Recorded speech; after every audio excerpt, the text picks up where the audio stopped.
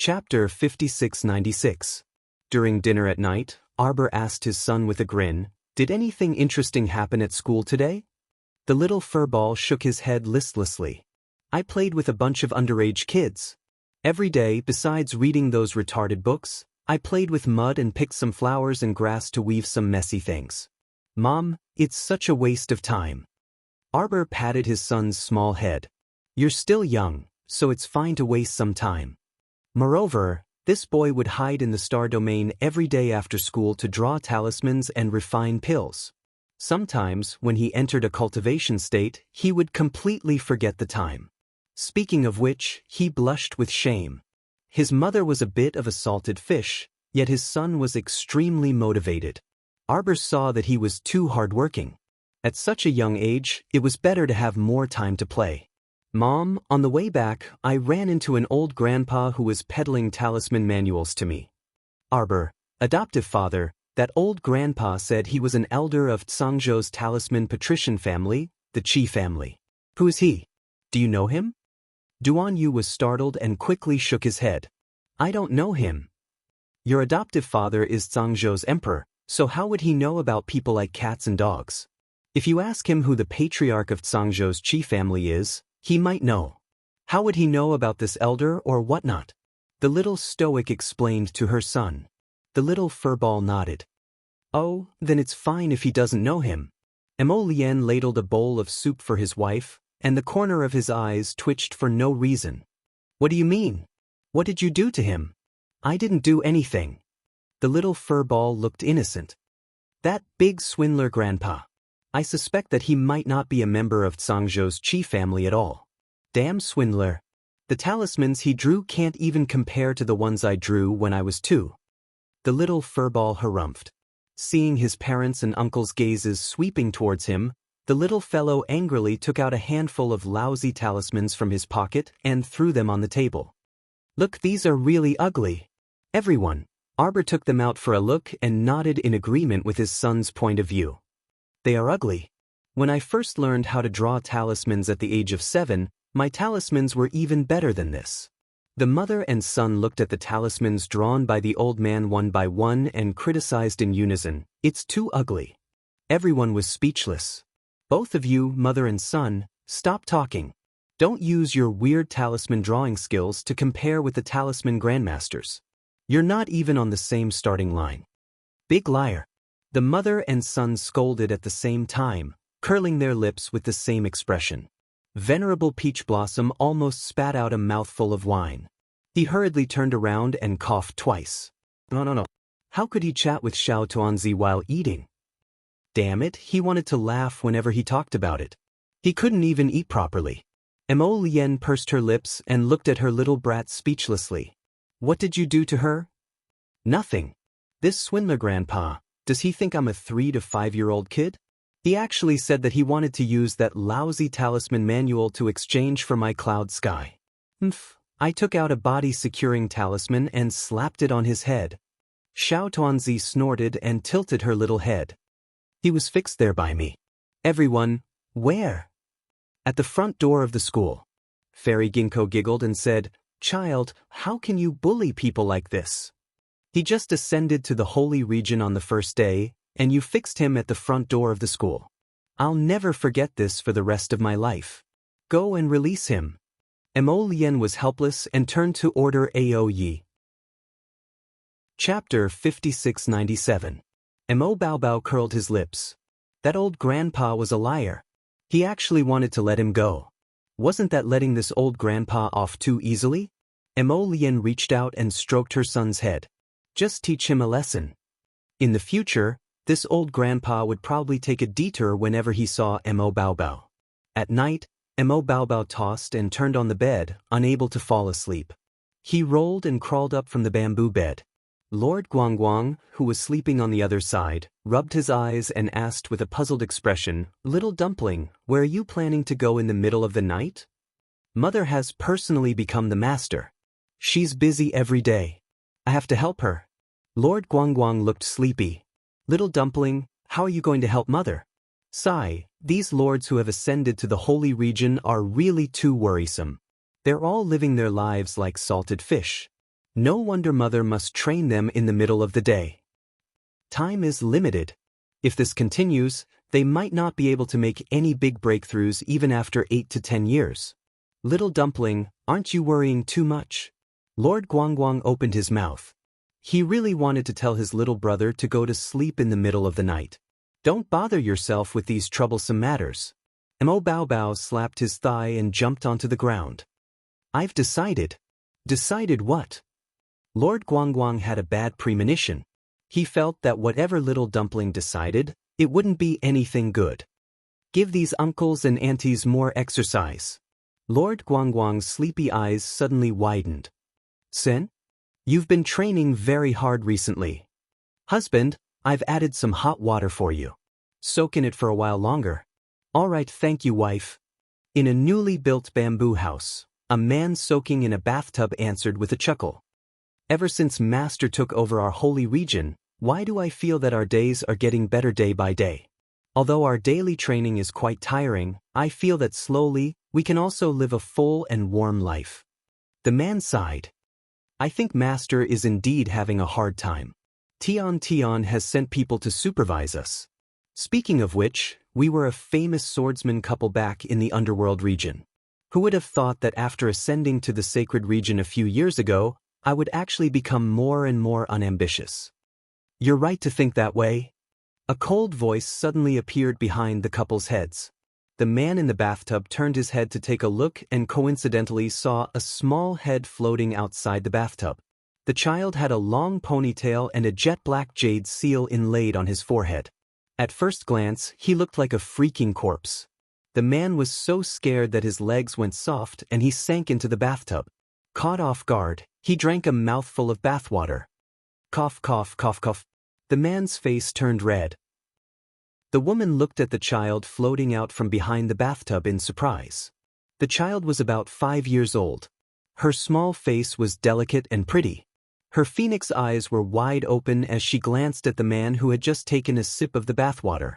Does it taste good? The couple was speechless.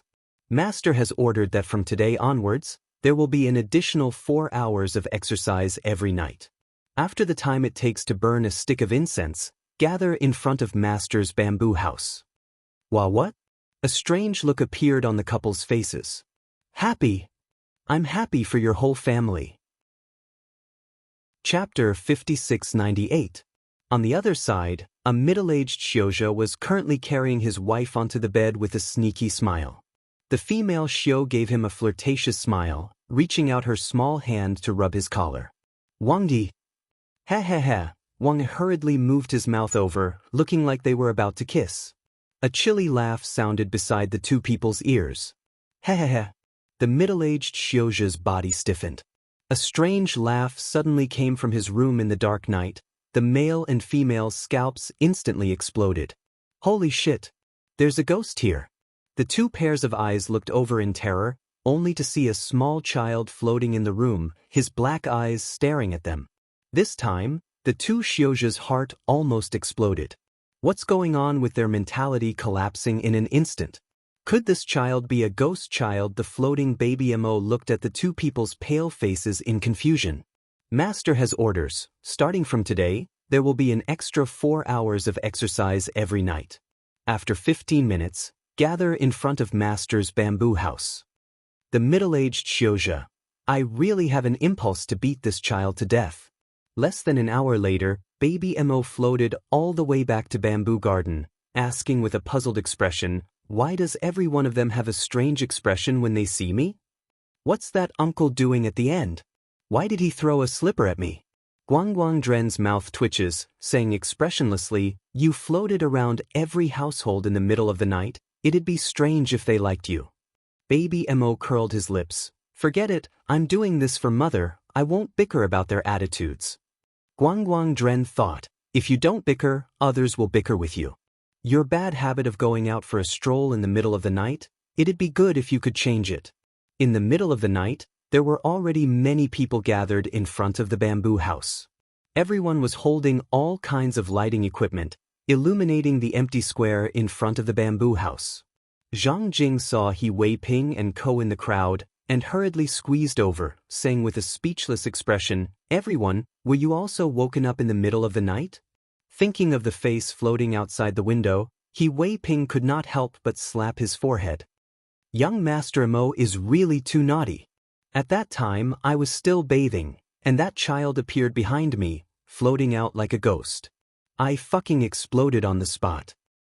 Isn't that so? This young Master Mo is too mischievous. Say, do you think we should report this matter to Master? Forget about the report. If Master gets angry out of humiliation, he might even double our exercise time.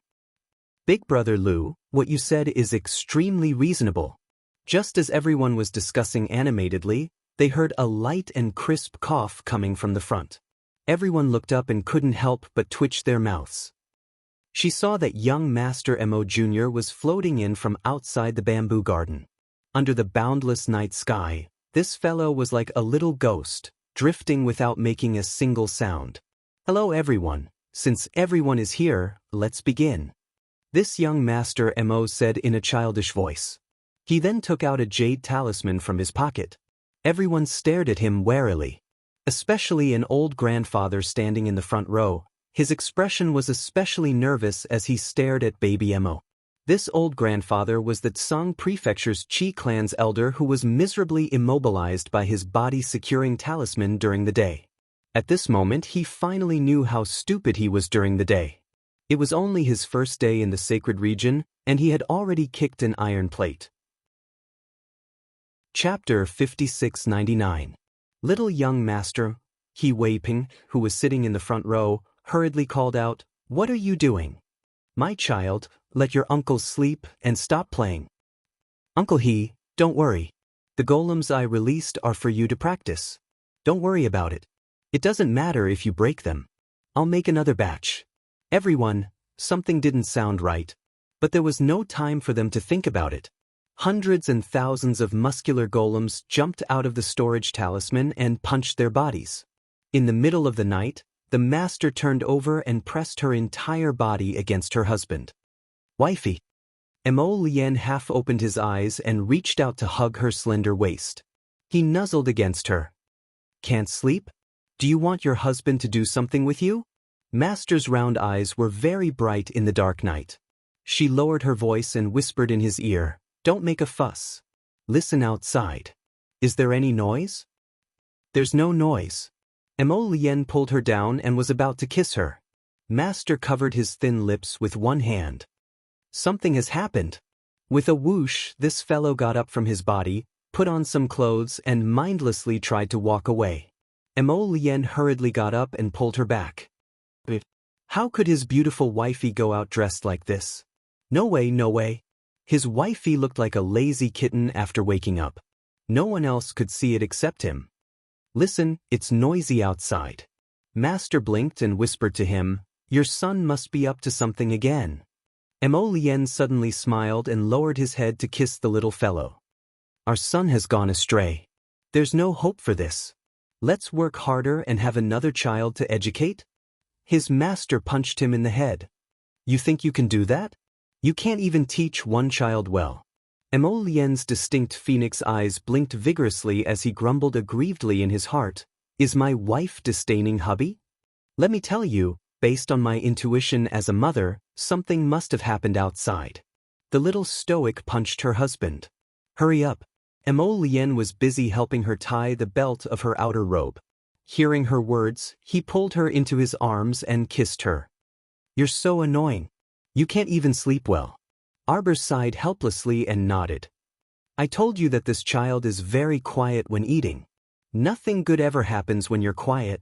I'm telling you, you must be ruthless today and give this little guy a good beating.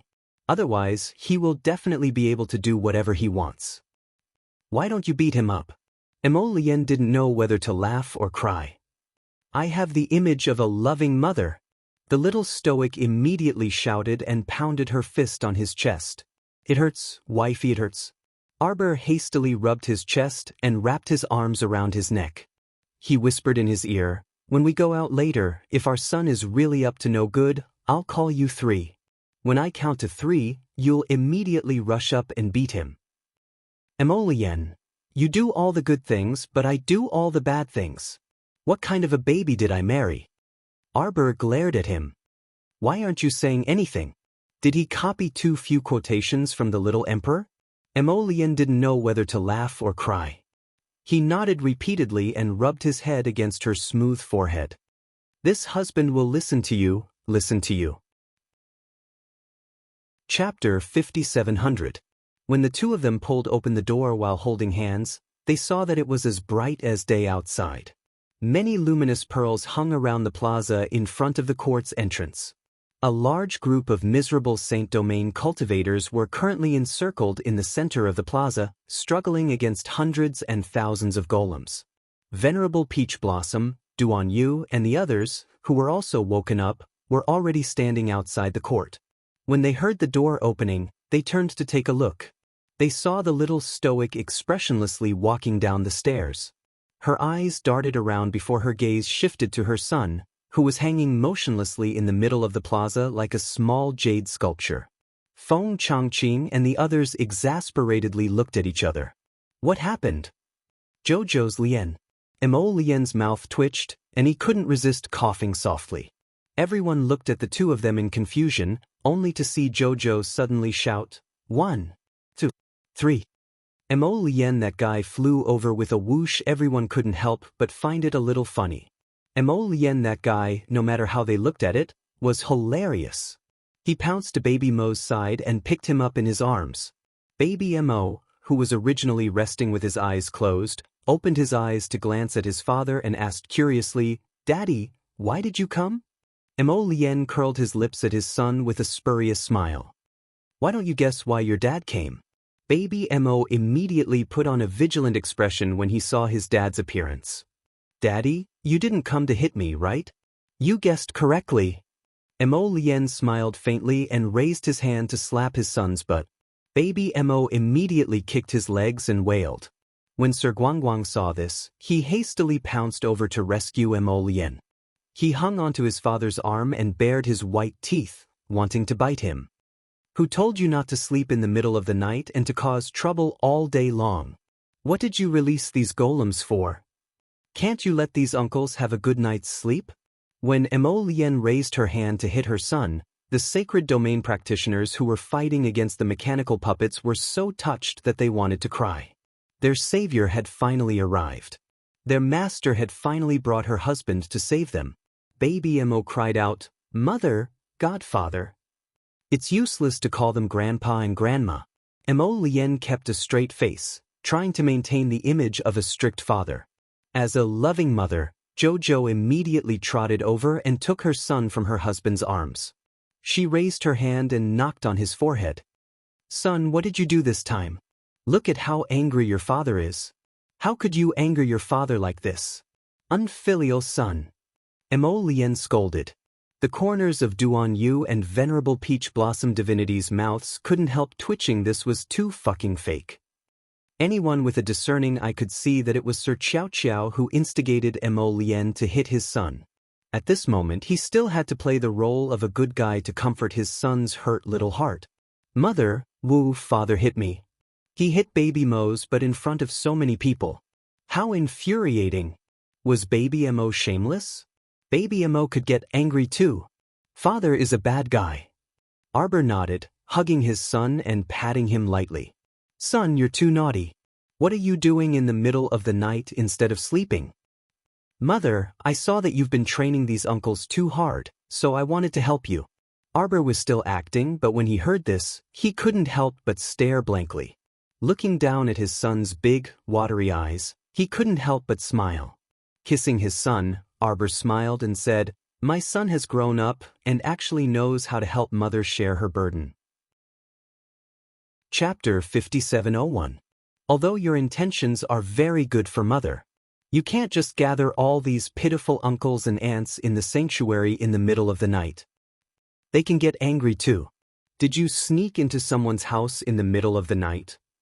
What if you meet someone with a bad temper and they beat you up the moment they come? What you're doing is disturbing their peaceful and beautiful dreams. Naturally, it's wrong. If we want to train them, we have to find the right time to inform them. We just have to inform them publicly. Don't you agree? Baby Mo nodded repeatedly. Then I won't disturb these uncles and aunts in the future? Previously, there was an uncle who crawled out of bed and screamed at me in terror. He even threw a slipper at me. I don't know what's going on either. That uncle was so angry. Everyone, Divine Peach Blossom laughed so hard that he almost spat out a mouthful of tea. Damn, this child must have disturbed the wonderful occasion of the celestial being. The corners of Emolien's mouth twitched. His hands itched to hit his son again. But now that his wife was hugging his son, he couldn't go up and hit him. Son, hurry and put away all these golems. Who would be able to stand this? They had to train day and night. They had to give them time to rest. Baby Emo nodded sensibly. With a wave of his hand, he put away the hundreds and thousands of golems he released into the storage talisman. The sounds of fighting on the field finally came to a stop. The exhausted sanctuary cultivators turned around and cupped their hands in thanks to Emolien, Arbor, and the others. Thank you for saving us, Master. Thank you, Master. Thank you. After Arbor dispersed the crowd, he hugged his son and yawned. Son, you can't cause trouble in the future, okay? Baby Emo nodded his little head and burrowed into his mother's arms. Mother, should I go and apologize to them? Don't. Everyone spoke up to stop him. If this slow-witted child were to sneak into every household in the middle of the night and use the glorified excuse of apologizing, the sanctuary cultivators would probably really go crazy. Those uncles and aunties won't really care about a child like you. But what about you? You have to strictly recognize your own mistakes. You can't do this again. If someone didn't invite you, you can't just barge into someone else's house, understand? Oh. Baby Emo nodded and hugged his mother as he asked, Mother, can little dumpling sleep with mother today? His father immediately tried to pull him back. You're almost 6 years old after the new year. You're no longer a 2 or 3-year-old child. You have to sleep independently. Everyone looked at him with disdain. Arbor ignored her husband and nodded with her son in her arms. Let's sleep together tonight. We'll get up early tomorrow. Baby Emo nodded and hugged her mother's neck happily, looking very happy. His father, on the other hand, was not so happy. He kept shooting glances at Venerable Peach Blossom, who was beside him. Venerable Peach Blossom God, why should I help you carry your son away? Haha, you can happily scram with Jojo, but I still have to look after your son for you. But it's getting late. Let's go, let's go. Venerable Peach Blossom pulled Duan Yu and left with a flick of his sleeves. I'm so sleepy. He ignored Emolien's gloomy glare at them from behind. Chapter 5702. On the second day, Baby Emo woke up on the small soft bed beside them. The little fellow was lying on his stomach in a soft and fluffy blanket. He arched his small body and poked his head out from under the blanket. He rubbed his large eyes and turned his head to look at the two people in the bed. Only then did he realize that in the middle of the night, he was actually carried to the soft bed by his heartless father to sleep. The little fellow was so angry that he jumped up like a carp and climbed onto the big bed barefooted. Father, this heartless and bad fellow, every time he moved Baby Emo around like a toy, he even despised him for being a hindrance. He climbed onto the bed and kicked his father's leg with his small feet. His movements were abnormally nimble as he climbed onto the big bed in a few steps and flipped over his father's body. Emolien had long woken up and couldn't help but laugh when she heard the commotion. She scooped the little fellow into her embrace and pinched his small face. What are you doing so early in the morning? Let mommy sleep for a while more. Baby Emo huffed. I don't want you, I want mommy. This tone, why did it sound so much like, I don't want you, I want the benefactress? Hearing that, Emolien frowned and lightly knocked on his head. You're not allowed to imitate your big brother's words. Baby Emo huffed and stretched out his small hand. I want mommy, I want mommy. Arbor was woken up by the father and son. She opened her pair of beautiful eyes and stared at the two for a while. Her small fist landed on Emolien's head. What's the fuss about? Baby Emo laughed out loud. He stuck out his small butt and rolled into Jojo's embrace and hugged her neck. Mommy, mommy, quickly wake up, quickly wake up. Let's go cultivate. Why was he cultivating again? Arbor instantly felt that this son of hers was simply like a cultivation maniac. Such a small person like him, this level of cultivation was already sufficient. There was really no need for him to work so hard. Today's weather is so good, why don't we go out for a patrol? Recently, the holy region had been reclaiming land everywhere. With some holy water and holy soil to cultivate, it shouldn't be long before the entire holy region's wasteland could be reclaimed. As long as they could grow crops, the lives of the people in the sanctuary would definitely improve. They had suffered too much. After being tormented for so many years, how could they still be as high-spirited as when they were in the 3 provinces? They were all old masters or ancestors of the aristocratic families of the 6 prefectures and 3 prefectures. All of them were so miserable. Baby Mo was very happy when he heard that he didn't need to go to school. It was great to be able to walk around.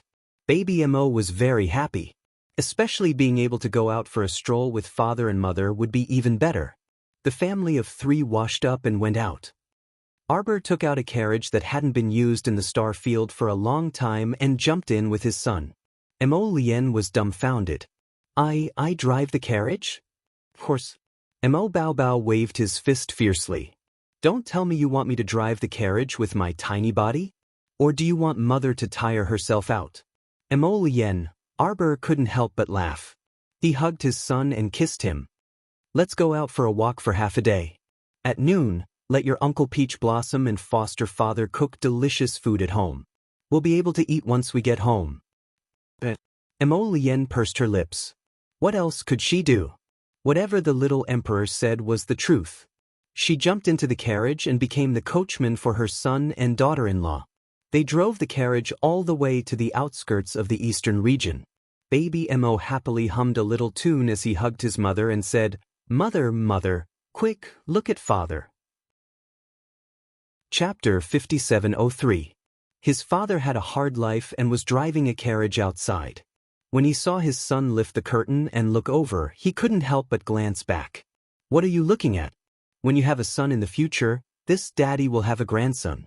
You go outside to drive the carriage, and I'll sit in the carriage with my grandson and enjoy life with your mother. Arbor's mouth twitched, and he couldn't resist laughing. Unexpectedly, Baby Mo looked regretful. I think I'm going to be single for the rest of my life like adoptive father. Mo Lien was taken aback and couldn't resist asking, why? There's no one else like my mother in this world. How can I still have a wife? Baby Mo angrily slammed down the curtain and left his father outside. Mo Lien's mouth kept twitching, and she inexplicably felt like she asked a strange question. But her son's answer was also extremely smooth. Indeed, there was no other Qiao Qiao in this world. So how fortunate was he to meet her at the first moment, and also to tightly grasp her at the first moment, never letting go again? The family of 3 strolled around the eastern domain and strolled around. According to Master's instructions, the signboards had already been erected, and a simple bamboo fence had also been built in the periphery of the eastern domain. 1 or 2 green sprouts seemed to have sprouted on a piece of barren land. They were bright green and looked somewhat joyous. The children of cultivators who originally had nothing to do and didn't cultivate were now busy working in the fields. There was a small group of people sitting together roasting sweet potatoes on the side, and a faint fragrance drifted over. Compared to the barren holy domain when they first arrived, it finally had a bit more human flavor. Now, all the cultivators in the holy domain praised their master for being wise and mighty. After training the cultivators' physical strength and assigning them to farm, when the crops in the fields grew, no one would think of risking their lives to break out of this prison in order to send their children out of this prison. I'll have a chat with Heavenly Law later. If the holy domain isn't suitable for those young children to develop, why not send them to the 3 provinces in batches to train? The little stoic muttered to herself as she hugged her son. Rather than detaining those children of transcendent God realm cultivators here, it was better to send them to the lower realm to train. Although he might have to experience the fickleness of human relationships for a few decades, his parents and children would have to be separated temporarily. But how could one become strong without experience? In the end, under the skies of the sanctuary, One would only be able to retire. The environment of the sacred region was too monotonous and not suitable for the development of young people. Mother, does that mean we can't go back either? How could that be? The little stoic pursed her lips. Heavenly law won't let us go home, so we'll find Master and Aunt Master to chat with it. Right, let's have a good chat. Baby Mo's eyes suddenly lit up. Grandpa Heavenly Tao is too stubborn. If you don't talk to him, he won't know why the flowers are so red. The little stoic roared with laughter. Mo Lien was driving the car outside. When he heard the laughter of his wife and children coming from the car, he couldn't help but feel his heart itch. He hopped into the house and hugged his wife and son. It's almost noon. Let's go home for lunch. Who's driving the carriage outside? Arbor asked in amusement. Oh, my beautiful and gentle little master, it is DeBeo who is serving you. Arbor giggled and reached out to hug Mo Lien. You're the only one who knows how to assign people. Was it human? Mo Lien smiled with a gentle gaze. The carriage headed for the bamboo building. From afar, they could see smoke curling up from the small building. Duan Yu pushed open the small courtyard's bamboo door and walked out, waving at them. Baby Mo hastily hopped off the carriage and ran toward him while cheering. Mo Lien and Arbor held hands as they walked toward the bamboo building with light steps. They met each other's eyes and smiled faintly. Like the resplendent sunlight, everything was just perfect. Chapter 5704. I'm back. GMO carried 2 large plastic bags, kicked off her shoes and walked in from the entrance. Sister. Bao Yu's younger brother suddenly jumped over and quickly reached out to take the plastic bags in her hand. You went to the supermarket? GMO carried a pile of ice cream to the refrigerator and stacked boxes in the freezer. When I passed by, I saw the supermarket having a promotion. Thinking of this, I bought more back. You bought so much milk. GMO took out 2 white t-shirts from the plastic bag and threw one to Bao Yu's brother. Buy a box of milk and get a t-shirt. So I bought 3 boxes. It should be enough to drink for a while. They said there's going to be a heavy rain today. Remember to lock the doors and windows before going to bed, okay? Got it, sister. GMO yawned and glanced at her brother. If there's nothing else, wash up and go to bed. Sister, wait a moment. Bao Yu's brother ran over with his laptop and pulled her to sit on the sofa with a smile. I took a small task for you to make money. You're free these days, do you want to give it a try?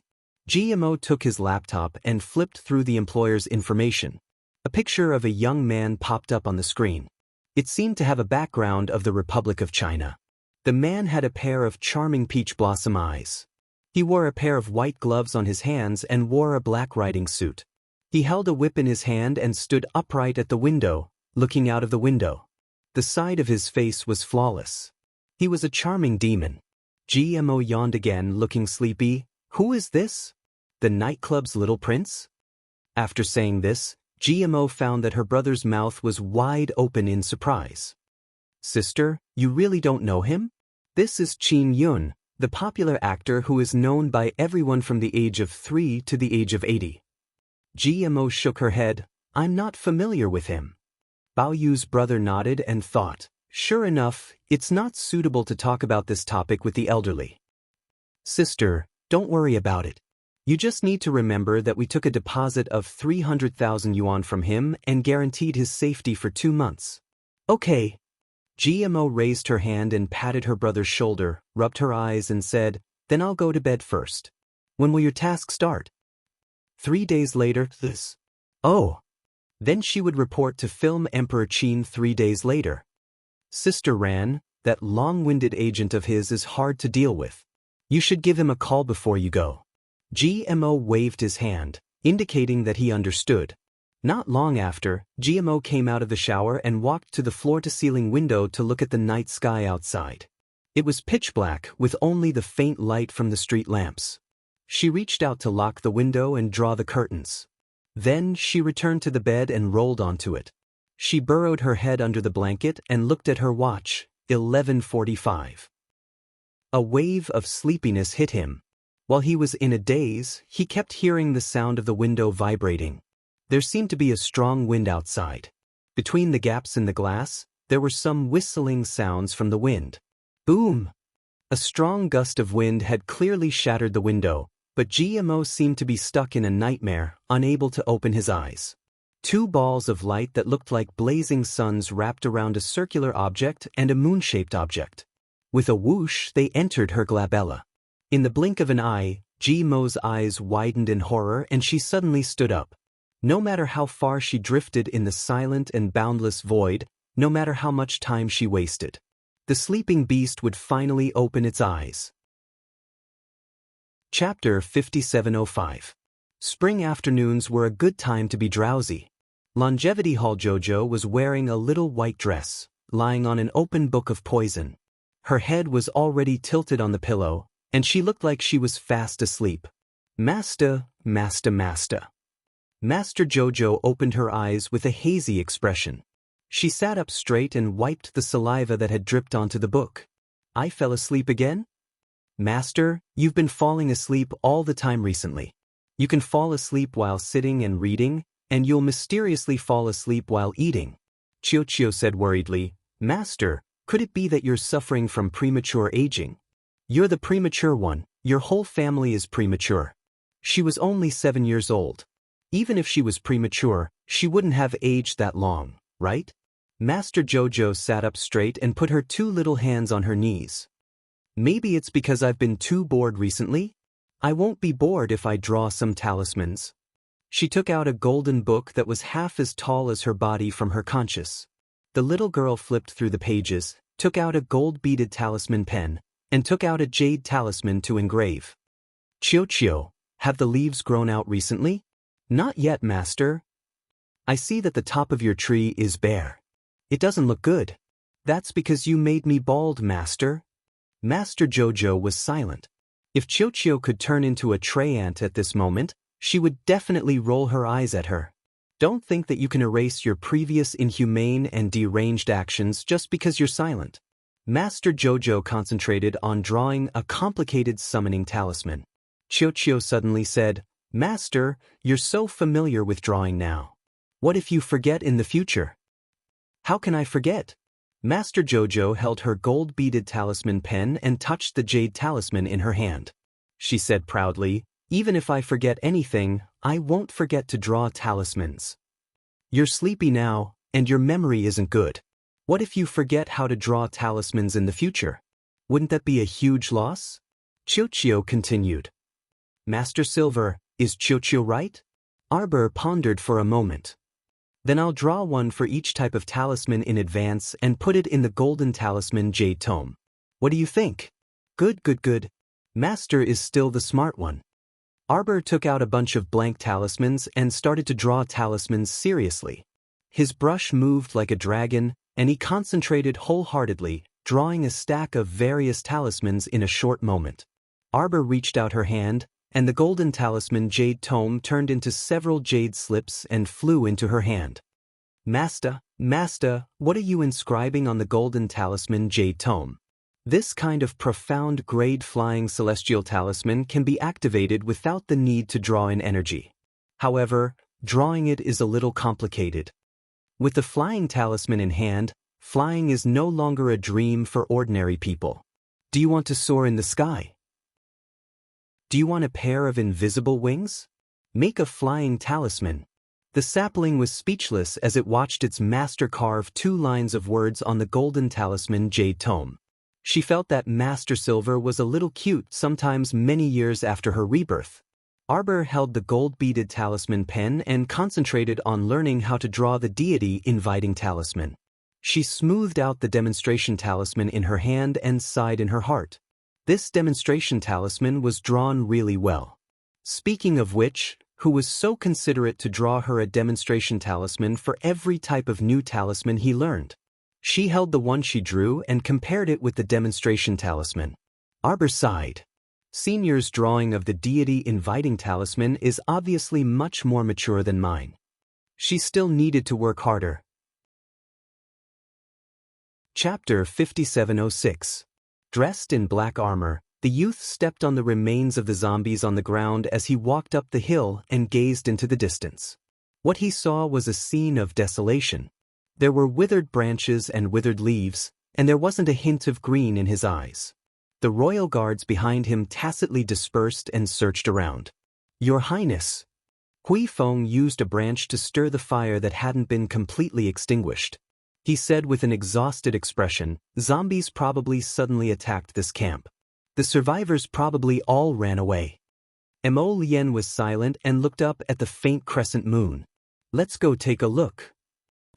Hui Feng and the others cupped their fists in response and followed the youth into the depths of the hill to search. Aside from corpses, all they saw along the way were moving zombies. After searching for most of the night, both men and horses were exhausted. Mo Lien turned around and glanced at them. "Set up camp and rest." "Your Highness." Hui Feng stirred a clump of withered branches and gazed at the slowly burning fire. "If this chaotic world ends, what would your Highness want to do the most?" Mo Lien's eyes flickered. "It's been a long time since I've seen the colors of red flowers and green willows. This gloomy world truly caused despair to rise in people's hearts. It was as if everything in front of them was devoid of life and they couldn't see a trace of hope. The world was like an old, mottled painting that had lost all of its original colors. It was so shabby that it instilled fear in people. If this dull and tedious life of fighting could end, he was willing to find a small garden and unload all his burdens. He could raise flowers and plants and live a carefree life." Seeing that Her Highness didn't give a complete answer, Hui Feng didn't intend to continue asking. Instead, he said with a smile, "If this chaotic world can end one day, this subordinate wants to go to the countryside to farm and raise chickens." "Chickens?" A half-asleep royal guard couldn't help but exclaim in astonishment. "Heh, chickens are good. Raise more and you can kill them to eat in the future. I haven't tasted chicken soup in a long time." Hui Feng wanted to go up and beat this stinking brat, but Mo Lien reached out to stop him. "Rest early. We'll search the vicinity tomorrow morning. If we can't find anyone alive, we'll return to the capital first." "Yes. They're Mo Kingdom soldiers, don't make a sound." Fan Chioha covered Sister Ji's mouth with his hand and shook his head at her. "These soldiers should be searching for supplies nearby. We can't go out. Our supplies won't last much longer. If they take all of it, the consequences will be unimaginable." "But Jojo," Sisku turned around worriedly and glanced at the unconscious Arbor. "Last night, the zombies attacked our camp. Jojo fought too much and was exhausted. He'll be fine after a few days of rest. Don't worry. What we need to do now is to avoid these soldiers and get Jojo out of here. They seem to be leaving." Sisku lay in the bushes and watched as a tall young man walked down the hill. This young man was very handsome and tall. Even though he was covered in dust, his black robe seemed to have been smeared with dirt. But as he stood there, it was as if thousands of stars could not obscure his brilliance. "Are we really?" Before Sisku could finish speaking, Fan Chioha covered her mouth again. Mo Lien seemed to have sensed something, and he turned his head to look at the thicket overgrown with brambles in the distance. "Return to the capital." He strode forward on his horse and lightly patted it. Then he turned around and led everyone down the dirt path on the hillside at lightning speed. When Arbor slowly woke up, his heart suddenly felt empty, as if he had lost something. Chapter 5707. You actually didn't say a word and disappeared without a trace. Duan Yu's sword was swift and ruthless, each strike aimed at his body. The latter remained silent and only drew his sword to parry. He didn't retaliate even after several dozen moves. "Do you know that someone has always been thinking about you, and worrying about you at all times?" Mo Lien pursed her lips and parried his sword. Her figure flashed, and her ink-colored clothes fluttered in the night sky as she leaped towards the eaves. Duan Yu swiftly chased after her to the top of the high wall and leaped down in pursuit. Two figures, one black and one white, slender as bamboo, streaked across the faint moonlight and landed on the treetops. They leaped to the front of the pavilion, leaving behind two faint afterimages. The sound of sword chi collided with the sound of wind. Two streaks of white light suddenly landed outside the wall, breaking countless trees. This sword duel lasted for a full hour. The moonlight gradually deepened, and even the faint chirping of cicadas and insects gradually quieted down. The two people silently laid on the roof for a long time without speaking. From this angle, one could only see a crescent moon hanging halfway above the branches. The long window was slightly open, and the faint moonlight shone on the little stoic's face. She was drowsily sleeping under a thin blanket. She was completely unaware that these two people had just broken the roof and fiercely fought. She hasn't been eating or sleeping well these days. Duan Yu raised his hand above his head and easily caught the wine jug that Emo Lien threw at him. We made such a big commotion, but she didn't even wake up. You should know how tired she was these days. Thank you, Emo Lien said solemnly. Duan Yu glanced at him from the corner of his eyes and poured the wine jug into his mouth. Do I look like someone who would thank you? These days, it's all thanks to you supporting and taking care of Jojo by her side. A toast to you. Emo Lien raised the wine jug in front of him. Duan Yu glanced at him again and made him hold it up for a long time before reluctantly clinking the wine jug with him. There's no need for thanks between you and me. That's true. Emo Lien nodded lightly. There are many things that just need to be remembered. Duan Yu covered his forehead with one hand and gazed at the moonlight faintly falling on the branches through the gaps between his fingers. Emo Lien, I'm sorry. Sometimes, a terrifying thought would appear in his mind. For example, how good would it be if Emo Lien didn't come back? Another example, perhaps Emo Lien really died in the sacrificial sea abyss? The legendary abyss of the sacrificial sea, no one could climb out of it, right? Perhaps, time could wash away all the memories.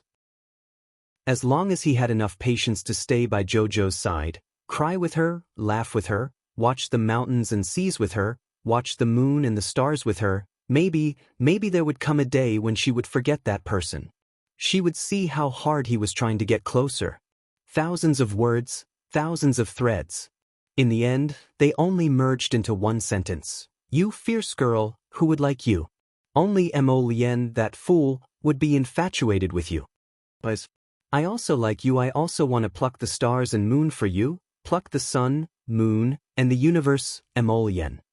Duan Yu covered his peach blossom eyes with his fingers and said softly, sometimes, I wonder if a step late is a lifetime late. Time is not in our control. Don't move. What's your name? Duan Yu. I'm a good person. You don't look like one. The bright moonlight reflected on his slightly moist eyes. Chapter 5708. Failure, failure, failure. Recently, I've heard these two words too many times. I hope that the operations team can give this lord a satisfactory answer. Why did it fail to this extent? Operations team, intelligence team, did these three departments cooperate well, did they? The long table was slammed loudly. Patriarch Black Gold's face was dark as water, and his sharp gaze swept over everyone present. Vice Hall Master Ghost, who had an angel halo above his head and a deathly expression, stammered, Boss, please calm down. Shut up. Patriarch Black Gold shouted angrily, You've already been dead for so many days, you don't have the freaking right to speak here. Vice Hall Master Ghost whimpered and shrank back behind team leader Qin Hong. Speak. Patriarch Black Gold pointed at Qin Hong, who had shrunk his neck and lowered his head, and scolded, As the overall team leader of the entire operation team, did you play a coordinating role? Did you truly take this matter to heart? I did, boss. Qin Hong opened his mouth to speak. But Patriarch Black Gold angrily retorted, You have a fart. Young Master Omega Kotoku leisurely sipped his tea. Boss, please pay attention to your words. Our scribe doesn't know how to continue with what you just said. Fifth young Master Qin held a golden fountain pen and blankly looked up at Patriarch Black Gold. Should I record the words you have a fart in writing? Patriarch Black Gold angrily slammed the table. Look at what you've done previously. We went to Devastating Island to discuss business, but we couldn't reach an agreement. They blew up the entire island, killing all the elites we nurtured. Is this how you discuss business? Can't you speak properly? Must you use this kind of extreme method? Later, Vice Team Leader Ghost went to Yen City and actually got into a fight with Zhangzhou Company's boss. Can't you freaking be a bit more modest and cautious? Must you use this kind of violent method to discuss business? You're trying to destroy our entire heavenly fortune company. But boss, didn't you say before that if the conciliatory policy doesn't work, we'll take forceful measures? The planes and cannons were already set up, yet you say we're wrong? What? Everything is up to you, boss. Why do you need us, the operations team, and the intelligence team to do anything? Shut up, Ancestor Black Gold angrily shouted as he slammed the table. Look at you, look at you. He pointed at the dozen or so department elites and junior leaders present, panting heavily as he shouted angrily, what's the point of the company paying you? Tell me, which of the tasks assigned to you by the company can you do well? Speak. Eldest young Master Qin leisurely raised his wrist to look at his watch, which was a limited edition of only one in the world. He drank a mouthful of coffee with a grin before standing up and saying, Boss, it's 5 o'clock. Let's get off work. Everyone was speechless. Old Ancestor Heijin was so angry that he slammed the table when he saw the elites of the department stand up one after another. No one knew if it was because he had smashed it multiple times, but the entire long desk collapsed with a loud bang. Everyone stood up with a dumbfounded expression and looked at the collapsed desk. Old Ancestor Black Gold angrily said, Who bought this broken table? What about General Affairs? Ask the General Affairs Manager to come over. Boss, General Manager Mu is on annual leave today. Tell her to get her ass over here tomorrow. Bioses? Quick, quick, call an ambulance. Boss fainted from anger. Chapter 5709. In the bright and clean Angel No. 1 hospital. Wearing a blue-striped hospital gown, Patriarch Black Gold leaned against the headboard of the hospital bed with a gloomy face and flipped through a stack of invoices in his hand. Boss, you saw it. Supervisor Mu used her power for personal gain and purchased a batch of inferior tables and chairs. The evidence is conclusive. Take a look for yourself. Luo Qizhong's chubby face was smiling like a blooming flower, but his small eyes kept flashing with excitement. The long table in the conference room was broken by Patriarch Black Gold. Luo Qizhong was laughing like crazy. He had long disliked Mu Qingya, the General Affairs Department's woman. She was a woman in her 30s. Instead of staying at home to help her husband and children, she had to come out and argue with men. It was inexplicable. The point was that Mu Qingya was even more influential than him when it came to the two mini-bosses. He was the supervisor of the purchasing department, but Mu Qingya had no sense of propriety and had to steal his job. Wasn't she trying to make money out of it? The heavens were really opening their eyes. Was there any other opportunity that could be better than this one? Mu Qingya's table was broken by Patriarch Black Gold. What did this mean? It meant that this woman was seriously embezzling money. She bought a table worth 10,000 yuan, but it wasn't even worth 300 yuan. Luo Qizhong took the opportunity to complain about Mu Qingya. A few days ago, Patriarch Black Gold didn't like him and threw him to Qin Hong, the leader of the operation team. Luo Qizhong had been suppressing his anger for a long time. Today, he planned to take revenge on Mu Qingya. A few steps away, Luo Qizhong couldn't help but be overjoyed when he saw the angry expression on Patriarch Black Gold's face. General Affairs Department's Mu Qingya. This woman is dead meat today. Knock knock knock. Mu Qingya walked into the ward in a tailored black business suit and a pair of pointy high heels. She bowed 90 degrees. Tobus. Patriarch Black Gold stared at her with a gloomy face. I'm warning you to embezzle money. What do you have to say? Don't think that I don't know what you've done behind my back. Mu Qingya, do you want to go to jail or make up for your embezzlement and resign? I'll let you choose. Luo Qizhong was elated. Oh my god, his boss was so mighty today. He actually got rid of Mu Qingya, this malignant tumor, in one breath. It couldn't be any better. Mu Qingya panicked. She gritted her teeth and said, Boss, let me explain. Anything I buy, there are invoices to prove it. Luo Qizhong quickly interrupted, Don't give me that. Don't think that we don't know. Isn't it too easy for your general affairs team to forge some fake invoices? Mu Qingya sneered. Then do you have evidence that I've pocketed it? The 10,000 yuan table is the evidence.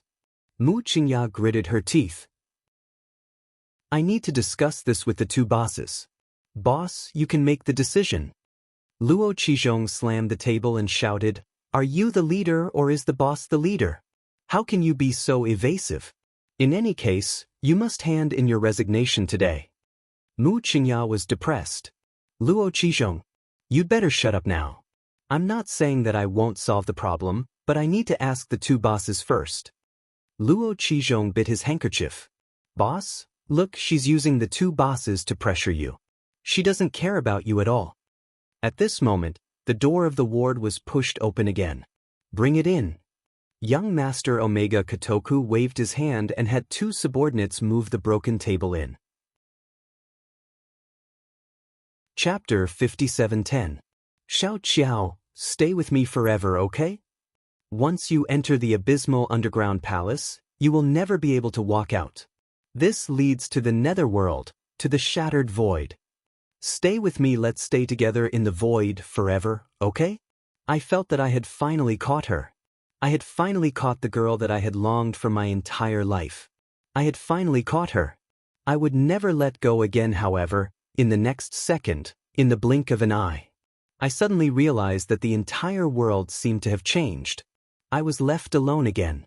I hurriedly and miserably fell into the entrance of the 9 Nether underground palace. I screamed Xiao Qiao with all my might. I wanted to reach out and grab the figure that was getting further and further away from me.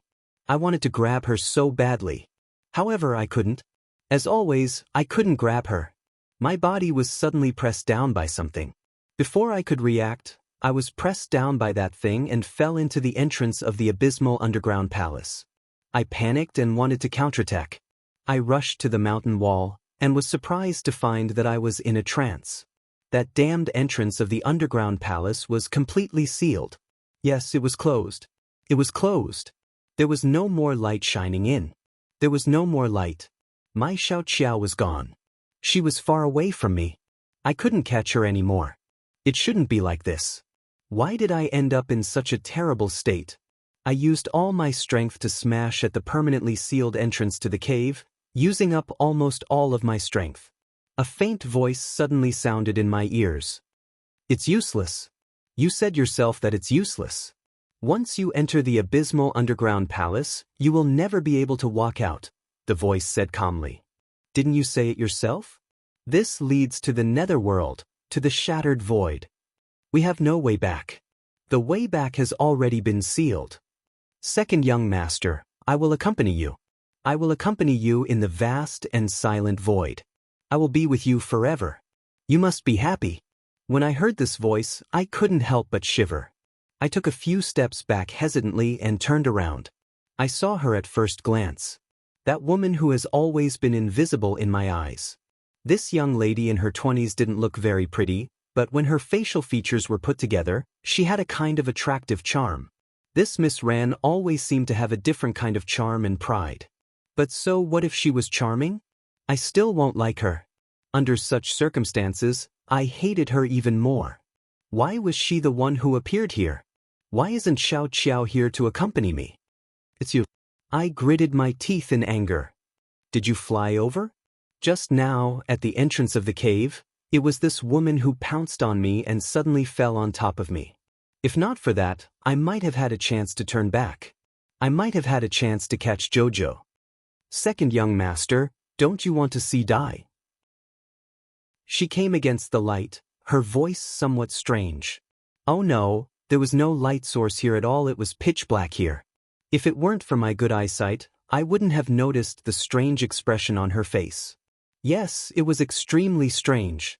It was like a hunting beast that suddenly saw a piece of meat in the forest. Her eyes stared at me quietly, making my hair stand on end. Chapter 5711. Boss, what do you have to say for yourself? Hey Jean was lying on the bed, looking furious. Look at the people you've planted. Did you arrange for Mu Qingya, Supervisor Mu, to be promoted? Boss Omega Kotoku nodded. That's right. Bring the things up a little more. He waved his hand, and a few people threw the broken pieces of the table in front of Heijin. The things fell to the ground with a clatter. Heijin looked over with a gloomy expression. What do you mean by this? Why did you move these old tables and chairs here? Boss, don't you understand? You've been deceived. Boss Omega Kotoku said with certainty. This is the table that you broke with your own hands. I've already asked someone to identify it. It's been tampered with. The bottom of the table has been hollowed out. Otherwise, why do you think the table would break into pieces with just a few slaps? Heijin was confused. Do you mean that someone wants to use me to get rid of Supervisor Mu?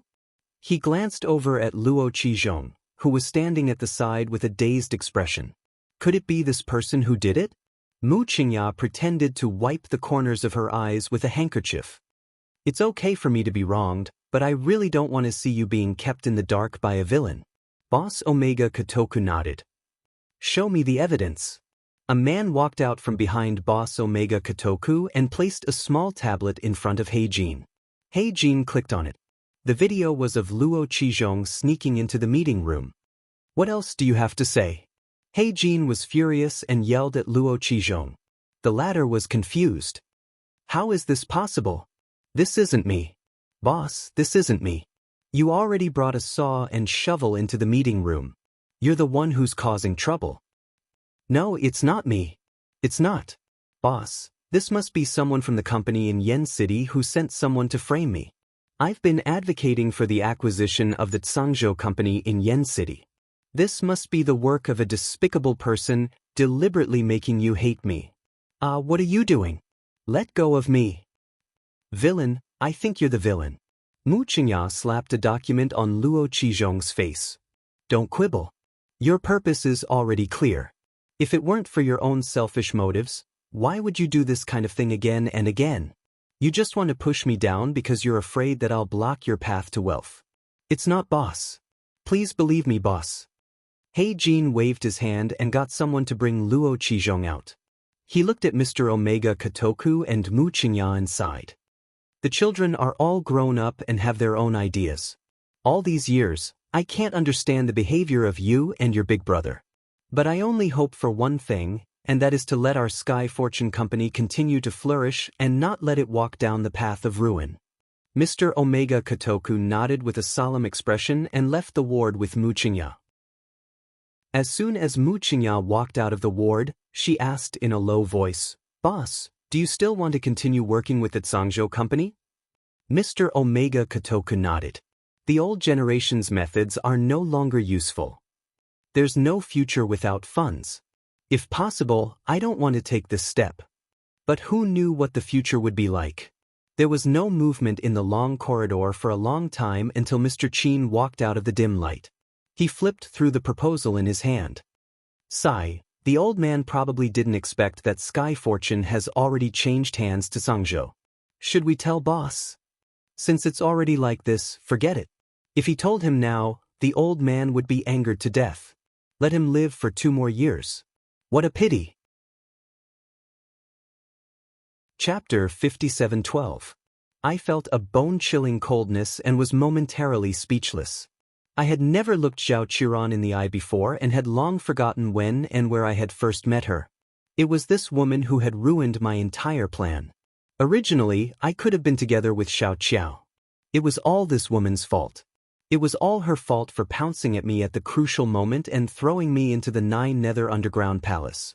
Once I entered the void, I would be unable to return. I used all my strength to heavily punch the huge rock at the entrance.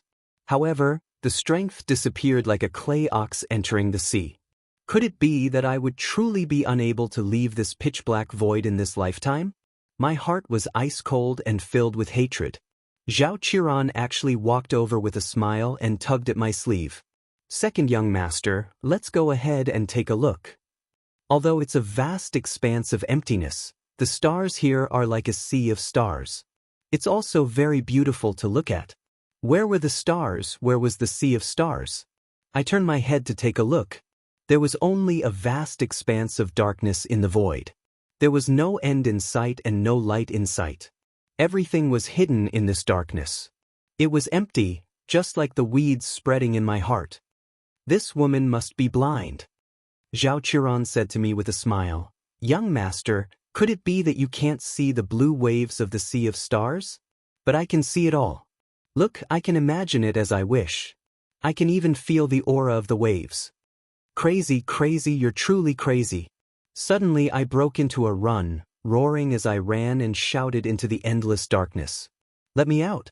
Heavenly Tao, yes, Heavenly Tao definitely exists. No one could do anything, but Heavenly Tao definitely could let me out. Heavenly Tao!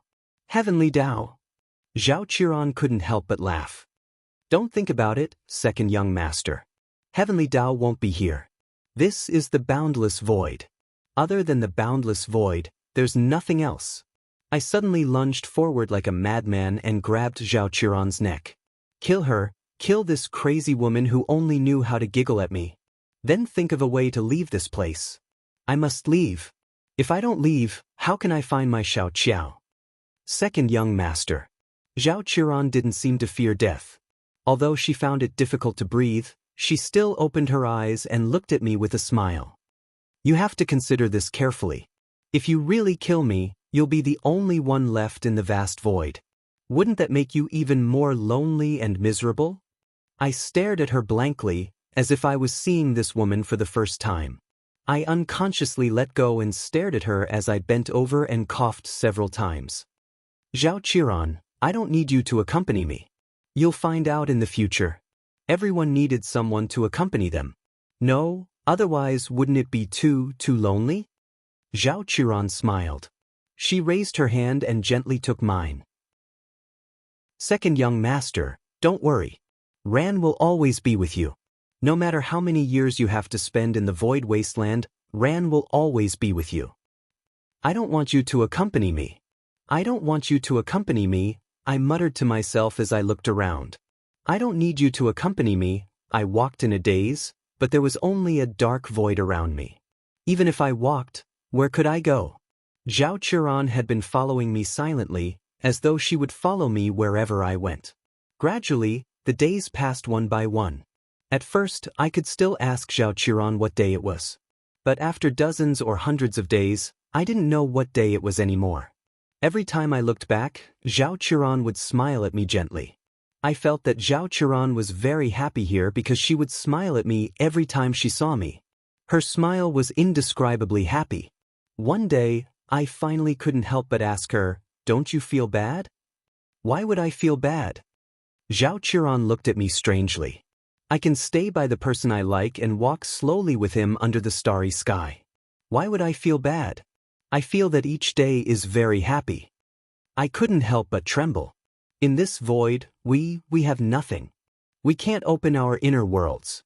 We can't even change our clothes. No food, no water, but what does that matter?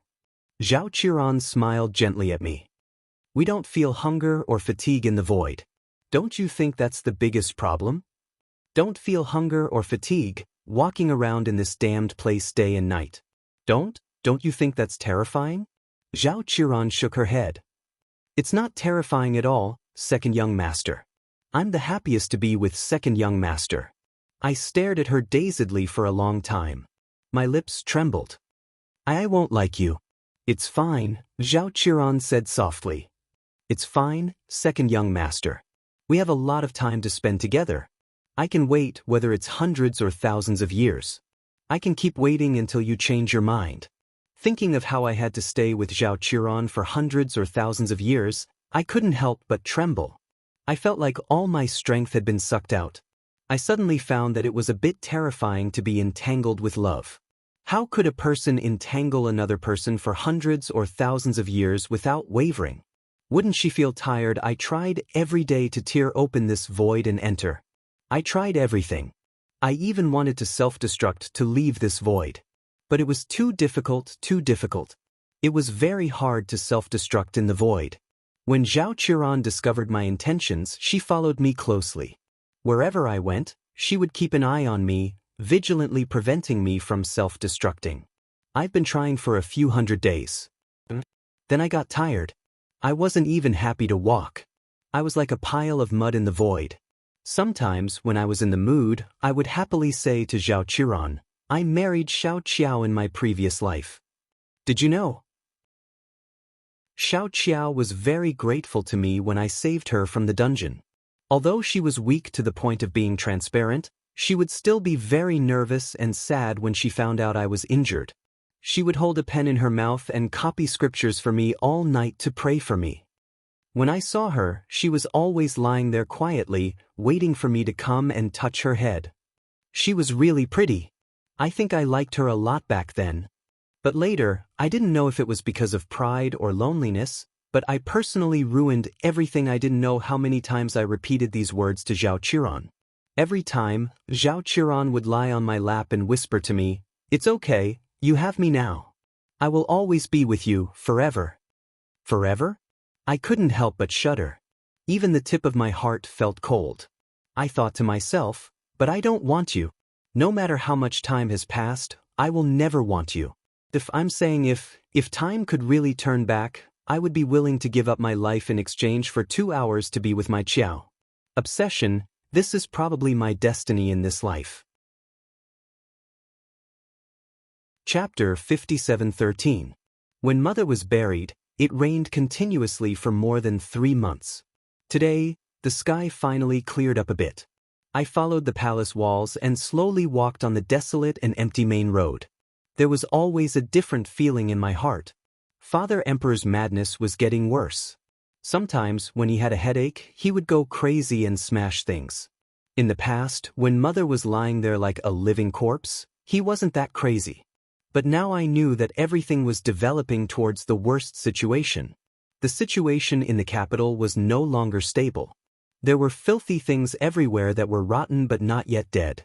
Sometimes, they wouldn't sleep in the middle of the night and would circle around the outer walls of the capital. No matter how many were shot to death, there would always be more. I also didn't know how long I could hold on. I was always worried about Father Emperor and Mother Empress on Sikong planet. I also thought about 12th Brother's weak shoulders and wondered if he could support the Mo Kingdom's rivers and mountains. But I could only think about it like this. I couldn't go back. Compared to the peaceful lower star domain, perhaps the future of the divine continent was even more terrifying. Your Highness, do you want to take a look at the 100-Flower Festival prepared by the Ministry of Rites? Zhao Tingdong moved over and asked me in a low voice. That's right, after the mourning period, these officials were actively preparing to choose a consort for me. The 100-Flower Festival, glorified as a gathering of marriageable women from each family and letting me choose. But I wasn't interested in it at all. I used the excuse of mourning for 3 years as an excuse, but those officials braved the death of my father emperor to admonish me. They cried and said that as long as the heir apparent didn't have an heir, the country would be in danger. I was really annoyed by these two-faced dogs. The zombies outside the city were causing chaos. They didn't think of countermeasures all day long, only thinking about these useless things. It wasn't like I was going to die, so what if I didn't have an heir? Sometimes, I really wish I could be as crazy as Imperial Father and chop up all these talkative officials one by one. During the 100-Flower Festival, I sat there with an abnormally cold gaze. I looked like a door god. Oh, it couldn't be an ice sculpture, right? Those women looked at me with timid expressions. When I glanced at them, I felt annoyed. 1, 2, 3, all of them were so pretentious and without any special characteristics. At this moment, 2 women came forward and bowed. "Greetings, Your Highness.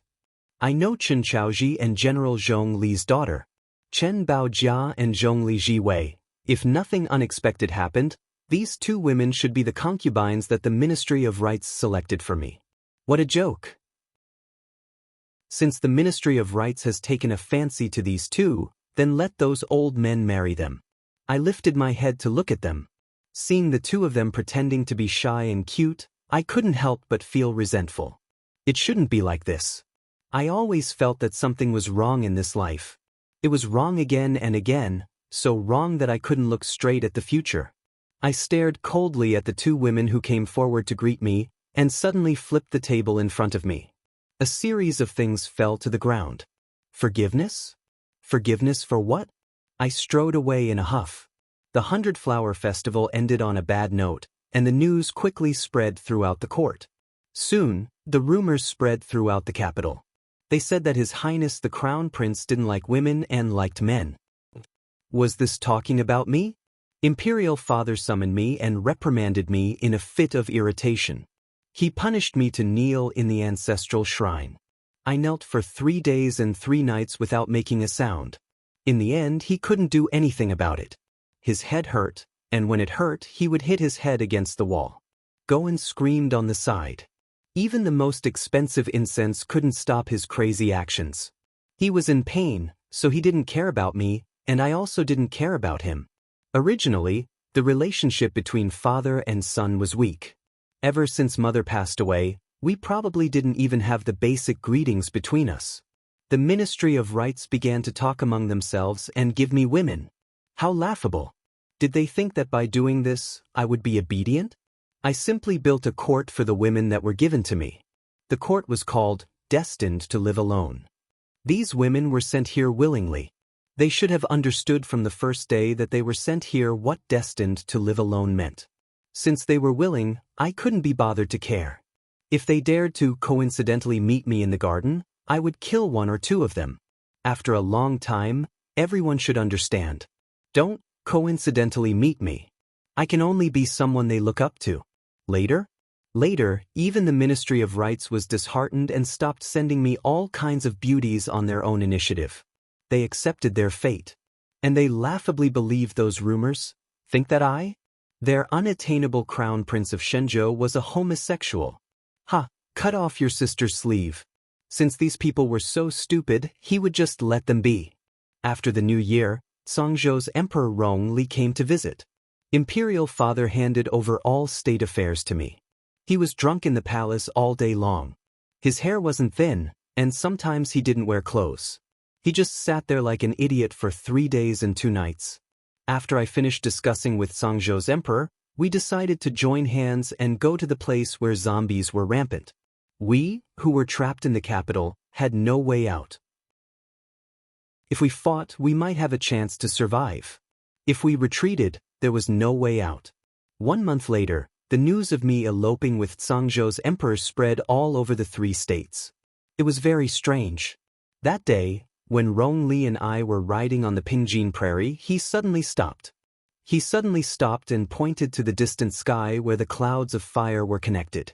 Look there. I followed his gaze. It was bright red. At first glance, it looked like the mountain fire had blown red. The red was abnormally dazzling. There's nothing. I picked up the wine pot hanging casually and took a sip. What did you see? I think I saw a woman standing there and waving at us. I find her expressionless face somewhat familiar. I couldn't help but laugh. I teased, "You miss your wife?" Rongli shook his head. I suddenly understood. I raised my hand and threw the wine pot at him. No wonder. Everyone thought that I had eloped with you. Why didn't you, an old bachelor, marry someone? Why didn't you marry her? How would I know? I felt a little uncomfortable. I wanted to suppress the anger in my heart forever. I whipped my horse and galloped forward. If we win this time, we can stay on the prairie for the rest of our lives. Then I spurred my horse far away. I didn't hear Rongli mutter, "What if we lose?" Chapter 57:14. The war in the grassland of Pingjin lasted for half a year. In the end, the grassland was filled with withered bones and weeds. The entire grassland was covered in wounds. Our allied forces won the war in a Pyrrhic victory. The corpse puppet army was exterminated by us, but the remaining soldiers didn't seem to fare any better. Rong-Li's illness was getting worse. Sometimes he would lie in bed for 3 days and 2 nights. He rarely woke up. That day, when I went to visit him, he woke up groggily and glanced at me. His originally handsome face now looked skinny and out of shape. When he looked at me, his eyes seemed to be lifeless and on the verge of drying up. I seemed to have had a very long dream. "We won," he said softly with a hoarse voice. "We already won." I walked forward quickly and held his hand tightly. "Are you dumb? We won 10 days ago. We can go back very soon." He coughed weakly and tried to sit up. I quickly extended my hand and helped him up with another servant. Are you hungry? I saw the flowers and grass. As far as the eye can see, everything is jade green, growing and multiplying endlessly, incomparably gorgeous. I recalled what the doctor had said to me in private. His Majesty might pass away soon. If he were to wake up again, it would be a final burst of consciousness. Your Highness, you have to seize the opportunity and say what you have to say. I clutched his hand tightly, as if I wanted the invisible will to continue supporting me. Didn't you say that you wanted to go to the Sea of Forgetfulness after everything was over? Yes, I saw it. He suddenly turned and held my hand. There seemed to be a beam of light in his dim eyes. I saw the boundless sea of forgetfulness. There was really everything in the dream. I even saw a huge ship sailing towards me. I vaguely saw someone on the boat, waving at me nonstop. It was a pity that I couldn't see her face clearly. She should be here to pick me up. I silently turned my head and hurriedly hid the tears in my eyes. You are tired. Have a good rest. I'm not going to rest. He shook his head and grabbed my hand with all his strength. In the future, there will be plenty of time to rest. Why don't you talk to me for a while more? I'm afraid I won't have the chance to talk to you like this again. Nonsense. An evil person like you will naturally bring calamity to the human world. You will bring calamity to the world for thousands of years. He laughed. Even his coughing seemed weak and half dead. Emolien, promise me one thing. Go ahead. I didn't even dare to turn around. I was afraid that once I turned around, I wouldn't be able to control my emotions and tears would flow out of my eyes. I was afraid that I would break down in front of him. That would be too ugly. When I die, you can bury me on the grassland. There's no need to bring me back. He held my hand and sighed softly. I want to be able to see the boundless sky when I raise my eyes. I have a feeling that someone is waiting for me in the sky. Emolien, can you promise me? I think I may never forget it in my lifetime. He was dressed in a moon-white unlined garment, and his eyes were filled with a hint of death. I recalled the first time I'd met him. He was wearing a crimson armor and riding a horse. That night, I'd sat next to him in silence and watched him toss and turn for half the night. He'd coughed a few times. He'd stopped moving in the second half of the night. I sat next to his bed in a daze for a long time. Then, I lay there and cried for half the night as I watched his body gradually turn cold. What do you think? You always say what you think every time. I still think that you won't die. I still think that we shouldn't live like this for the rest of our lives. You, on the other hand, didn't care when things were half done. You left me to clean up the mess. In the end, I was the only one who had to bear everything silently. Then I followed his will and buried him on the Pingjin grassland. The day I buried him, the sky was especially bright. There was a red glow in the distance. I raised my head to take a look. I didn't know if it was a hallucination or an illusion, but I seemed to see a blurry figure sitting on a cloud coming to pick him up. If I could, I really wanted to go with them. I would travel the rest of my life and not have to worry about the things in front of me. However, I still have my share of responsibility to bear. It took me about 100 years to slowly rebuild the devastated continents of the 3 provinces. I became the only monarch in the 3 prefectures, but I would always wake up in the middle of a dream. I would sit at the head of my bed in a daze, night after night, until dawn. It was too strange. All these years, I seemed to have had a very long dream on and off.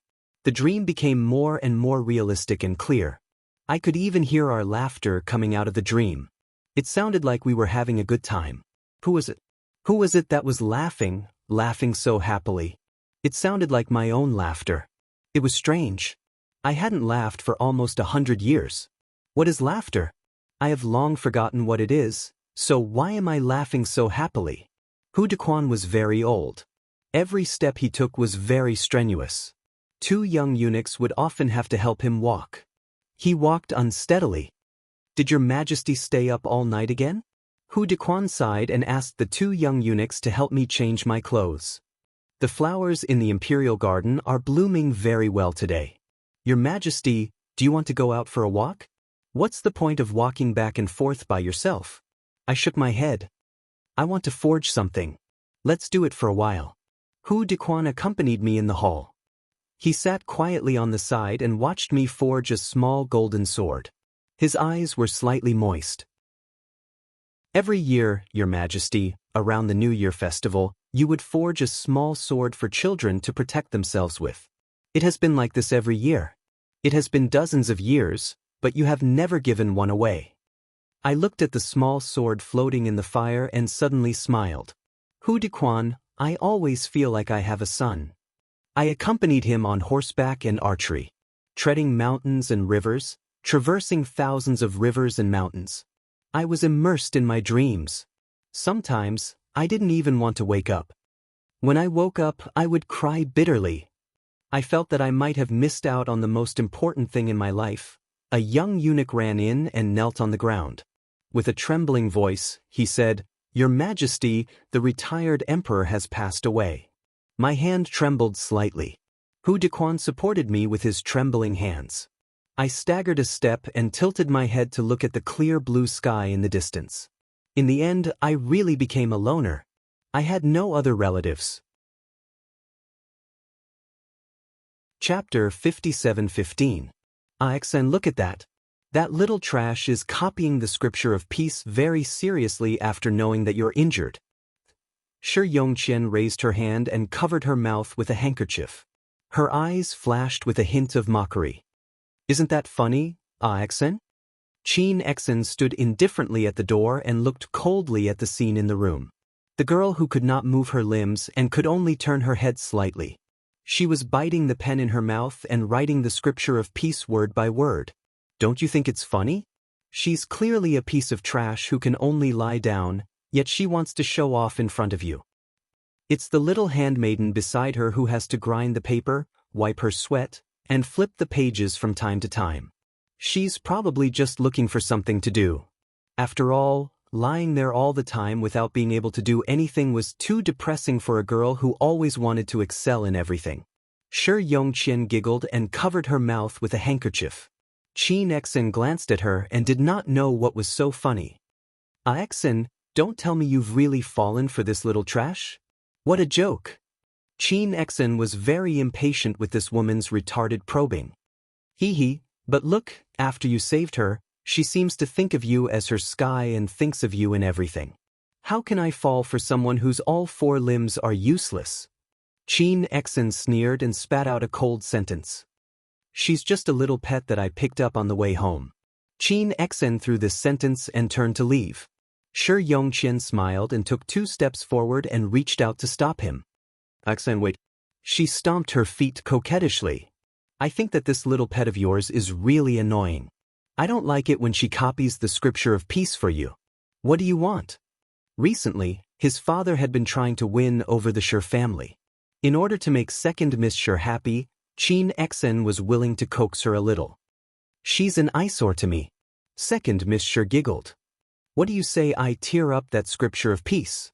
For some reason, Qin Exen's heart skipped a beat. Then, he said the 2 words that he regretted the most in his life expressionlessly. Arbor found it very pleasurable to copy the Sutra of Peace, because she finally had something else to do. She didn't have to lie there day and night, staring blankly at the ceiling. Aunt Hui, who rarely took care of her, was very dedicated and willing to help her. Finally, she was able to derive a trace of pleasure from copying. No, it was power. Arbor didn't know what was going on when the second daughter of the Shi family kicked her door open and barged in with her men.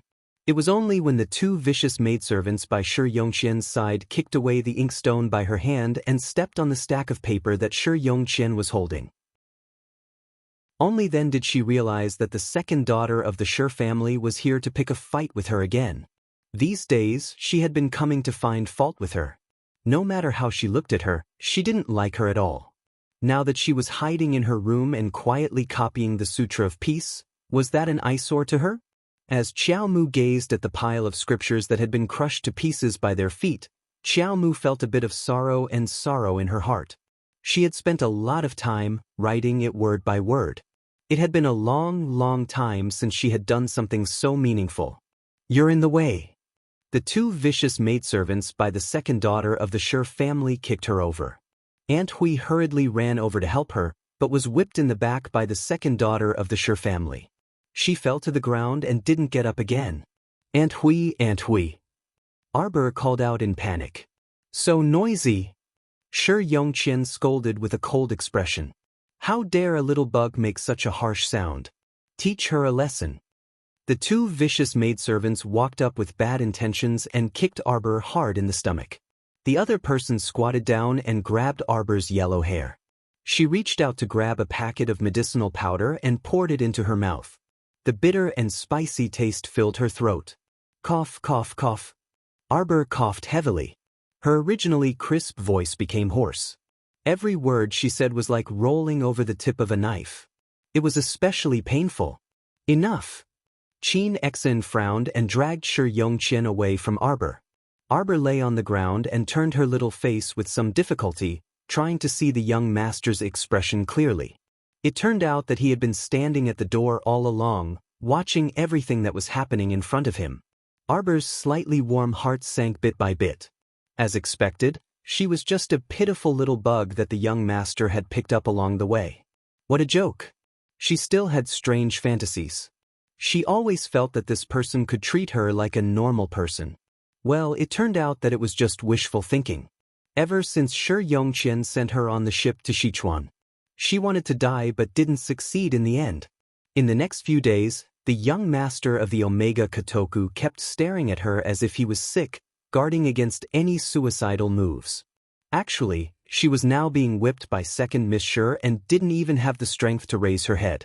What else could a pitiful little bug who couldn't even raise her head do?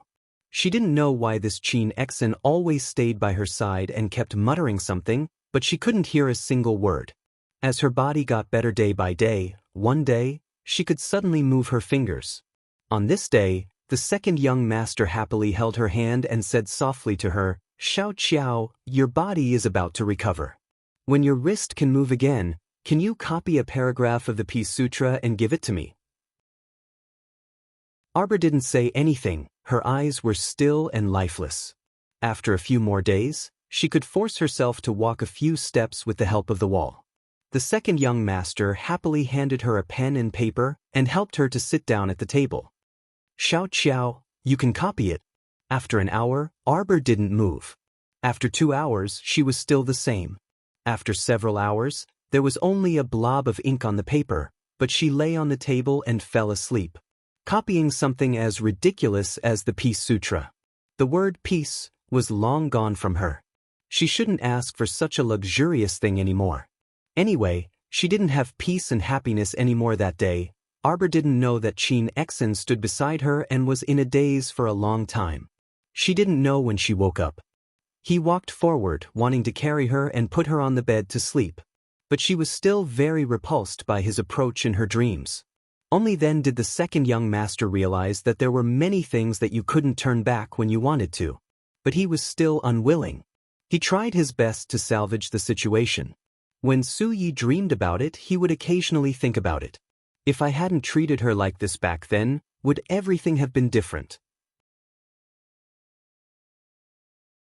Chapter 57:16. He's over there. Chase after him. Urgent shouts suddenly came from the corner of the street, causing a small commotion and panic. "Don't worry about anything else, just kill him." Flustered and exasperated voices mixed with the shocked cries of the people on the street as they chased after him like a dog jumping over a wall. The small merchants and peddlers who had set up their stalls were hurriedly packing up their things.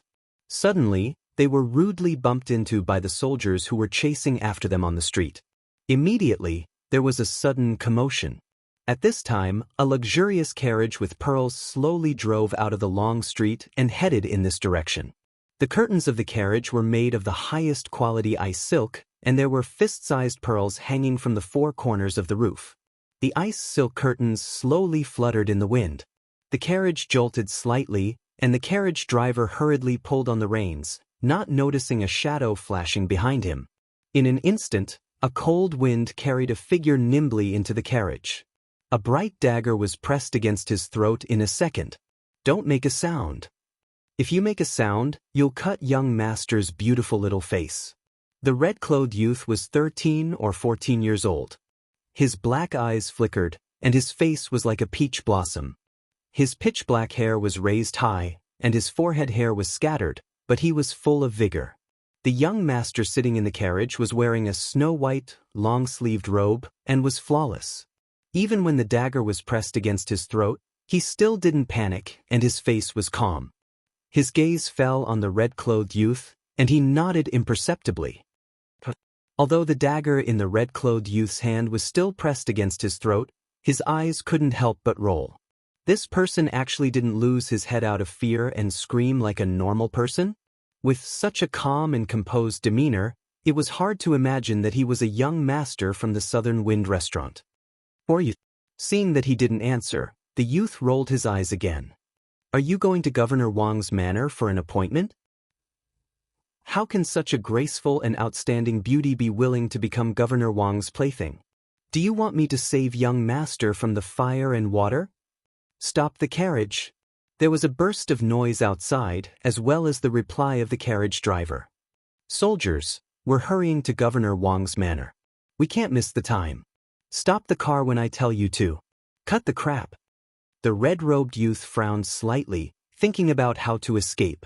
Suddenly, he felt his wrist tighten, and he was inexplicably pulled to the side of the white-clothed young master. This strength didn't seem to belong to someone who was weak. While the young boy was puzzled, he saw the man quickly lift up a partition and shove him in. It turned out that there was a hidden compartment in the carriage. If one were to curl up inside, it would be just enough to fit a thin and weak person. If he was slightly fatter, he might not be able to dodge it. The curtain of the carriage was suddenly lifted by someone, and the interior of the carriage could be seen at a glance. A young master in a snow-white robe was holding a cup of tea in his hand. He glanced at them indifferently. The coachman was very angry. I already told you that my young master is alone in the carriage. We still have to rush to Governor Wang's residence. If we are late to the banquet, you will have to bear the consequences. At this moment, the man who had lifted the curtain to save his life seemed a bit embarrassed. He hurriedly cupped his hands towards young Master Shui. My apologies, my apologies. Then I won't disturb young master any further. Young Master Shui Yi's eyebrows didn't move at all. He only slightly lowered his head. In just a few breaths, the curtain of the carriage was lifted again. The man in the lead looked around the carriage again with a sharp gaze. After finding nothing, he slammed the curtain down. Let's go. Preposterous. Preposterous. These people simply don't put the governor in their eyes. They actually dared to check their carriage again and again. Who did they think they were? The entire border stronghold was under the command of Governor Wang. These people actually dared to not give the governor face. When they returned, they would definitely find a chance to report them. The coachman cursed as he waved his whip. The wheels of the carriage started to turn again. Young Master Shui Yi lifted the partition and pulled out the young master in red. He looked at him with a faint smile. If I didn't guess wrong, you should be Princess Wu Shuang, who is wanted by the entire city. The young boy in red wrinkled his nose and looked him up and down. Or you have cultivation. You don't seem like a little boy from the South Wind restaurant. Young Master Shui Yi smiled faintly and raised his eyebrows. He threw 2 words at him. Guess your head. The young boy in red glared at him unhappily and asked curiously, do you know how much the bounty is? I heard that it has risen to 1,000,000 spirit coins. If you have accurate information about the princess, you can sell it for 50,000 spirit coins. Wu Shuang giggled. Then why didn't you hand me over just now? Young Master Shui Yi smiled at her. People of my generation do things according to their preferences. I wasn't willing to hand you over just now, but it doesn't mean that I don't annoy you now. If you continue to argue with me, we will reach the governor's mansion soon. At that time, no matter how high your cultivation is, it will be difficult for you to escape. Wu Shuang was a little angry. She gritted her teeth. I know that Wang Rengui has a banquet tonight. How about I disguise myself as your servant and go with you? Young Master Shui Yi smiled faintly. Do you think the people in the governor's mansion are all fools? I am just a servant of the South Wind restaurant. It is already a big deal to make an exception and attend the banquet. How many pairs of eyes are watching me? If I take you with me, do you think that your life is too long, or do you think that I am not stupid enough? Princess Wushuang snorted. I see that you have a little brain, so I thought that you might be able to help me a little. Forget it.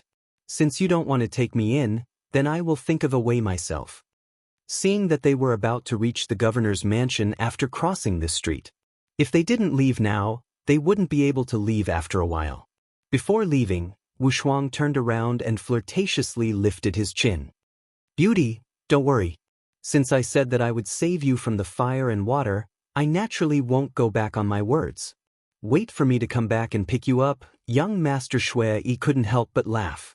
After saying that frivolously, Wushuang quickly flashed out of the carriage.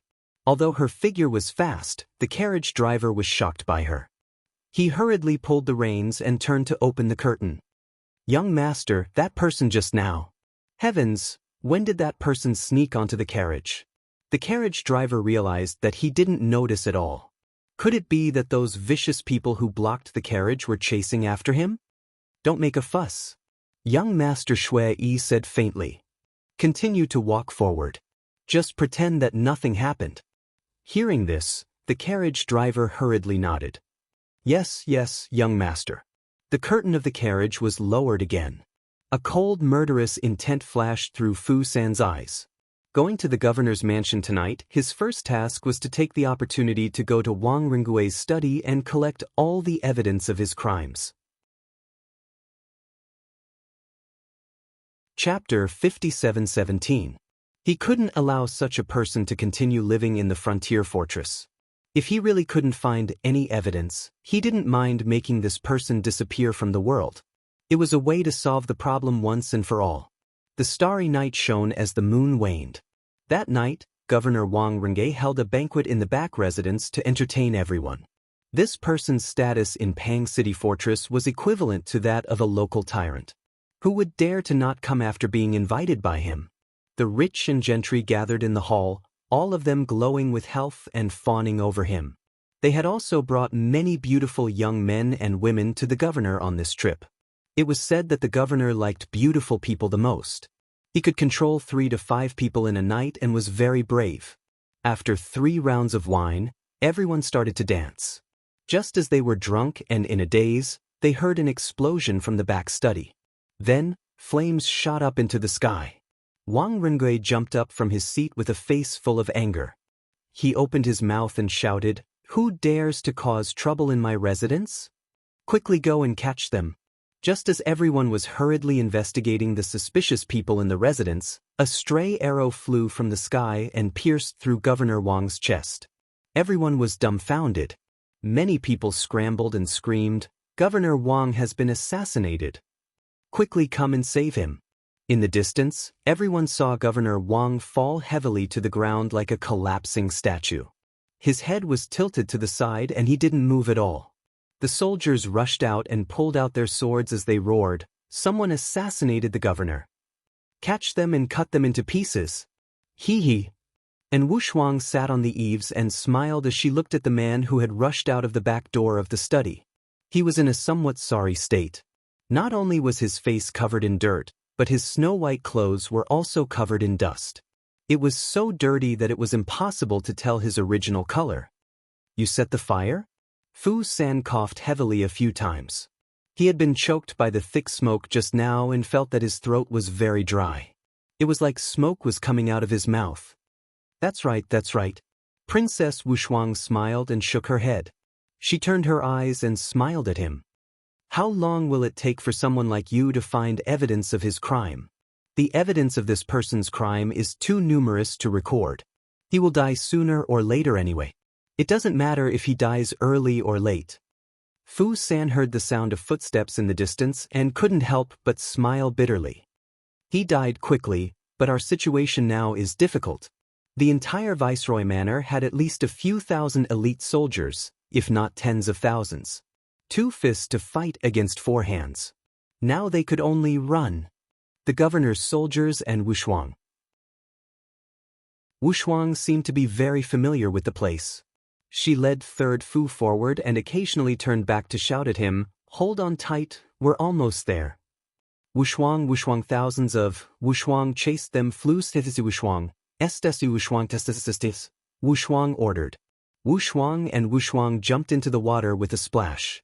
The soldiers chased after them and released the power of the 5 spirits into the water. The 5 spirits of different colors blasted the water surface and formed small waterspouts.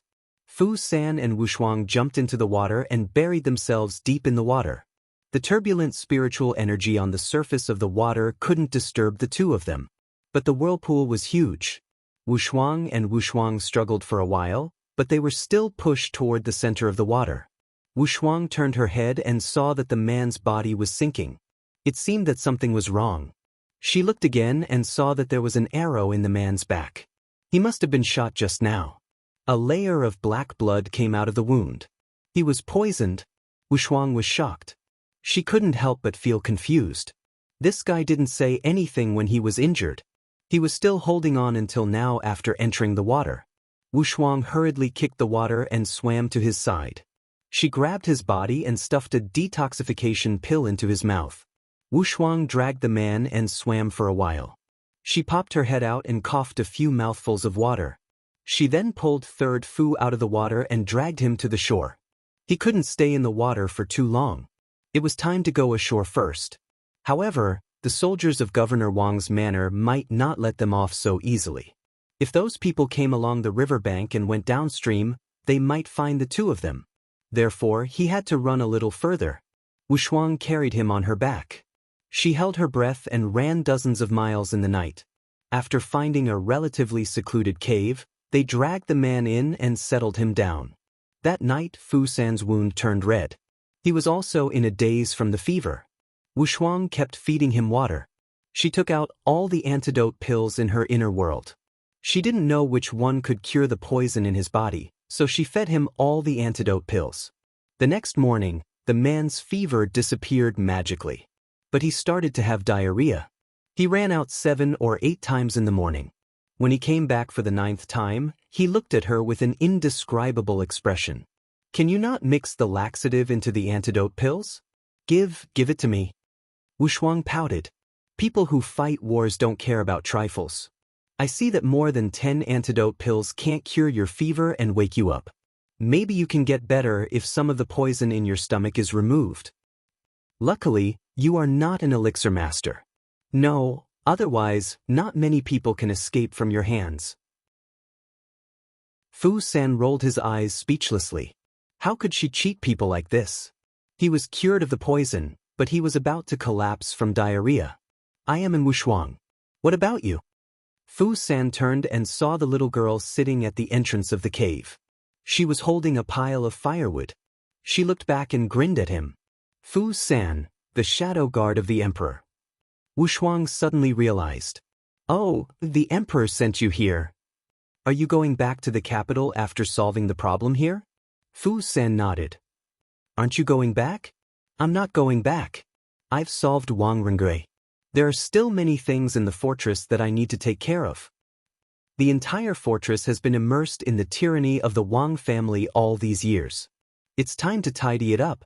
We have to let the people in the fortress live a comfortable life." She threw the roasted pheasant to him with a smile. "I'll treat you." Fu San took a bite. After a few years, he always felt that this was the most delicious thing in the world. How could it compare to the delicious half of the roasted pheasant from back then? "Then I'll stay and help you. It won't be too late to leave after a while." The girl looked back and smiled at him. She nodded excitedly. "This place is much more fun than that lifeless place in the capital. I can take you to ride horses and shoot arrows around. The endless scenery is at the dangerous peak. I'll take you to see it." Chapter 57:18. The princess has returned victorious. The princess has returned to court. The princess is truly the goddess of war of the divine prefecture. She is invincible and undefeatable. That's right, that's right. The commoners lined the streets to welcome Princess Wushuang and her entourage, their faces filled with joy.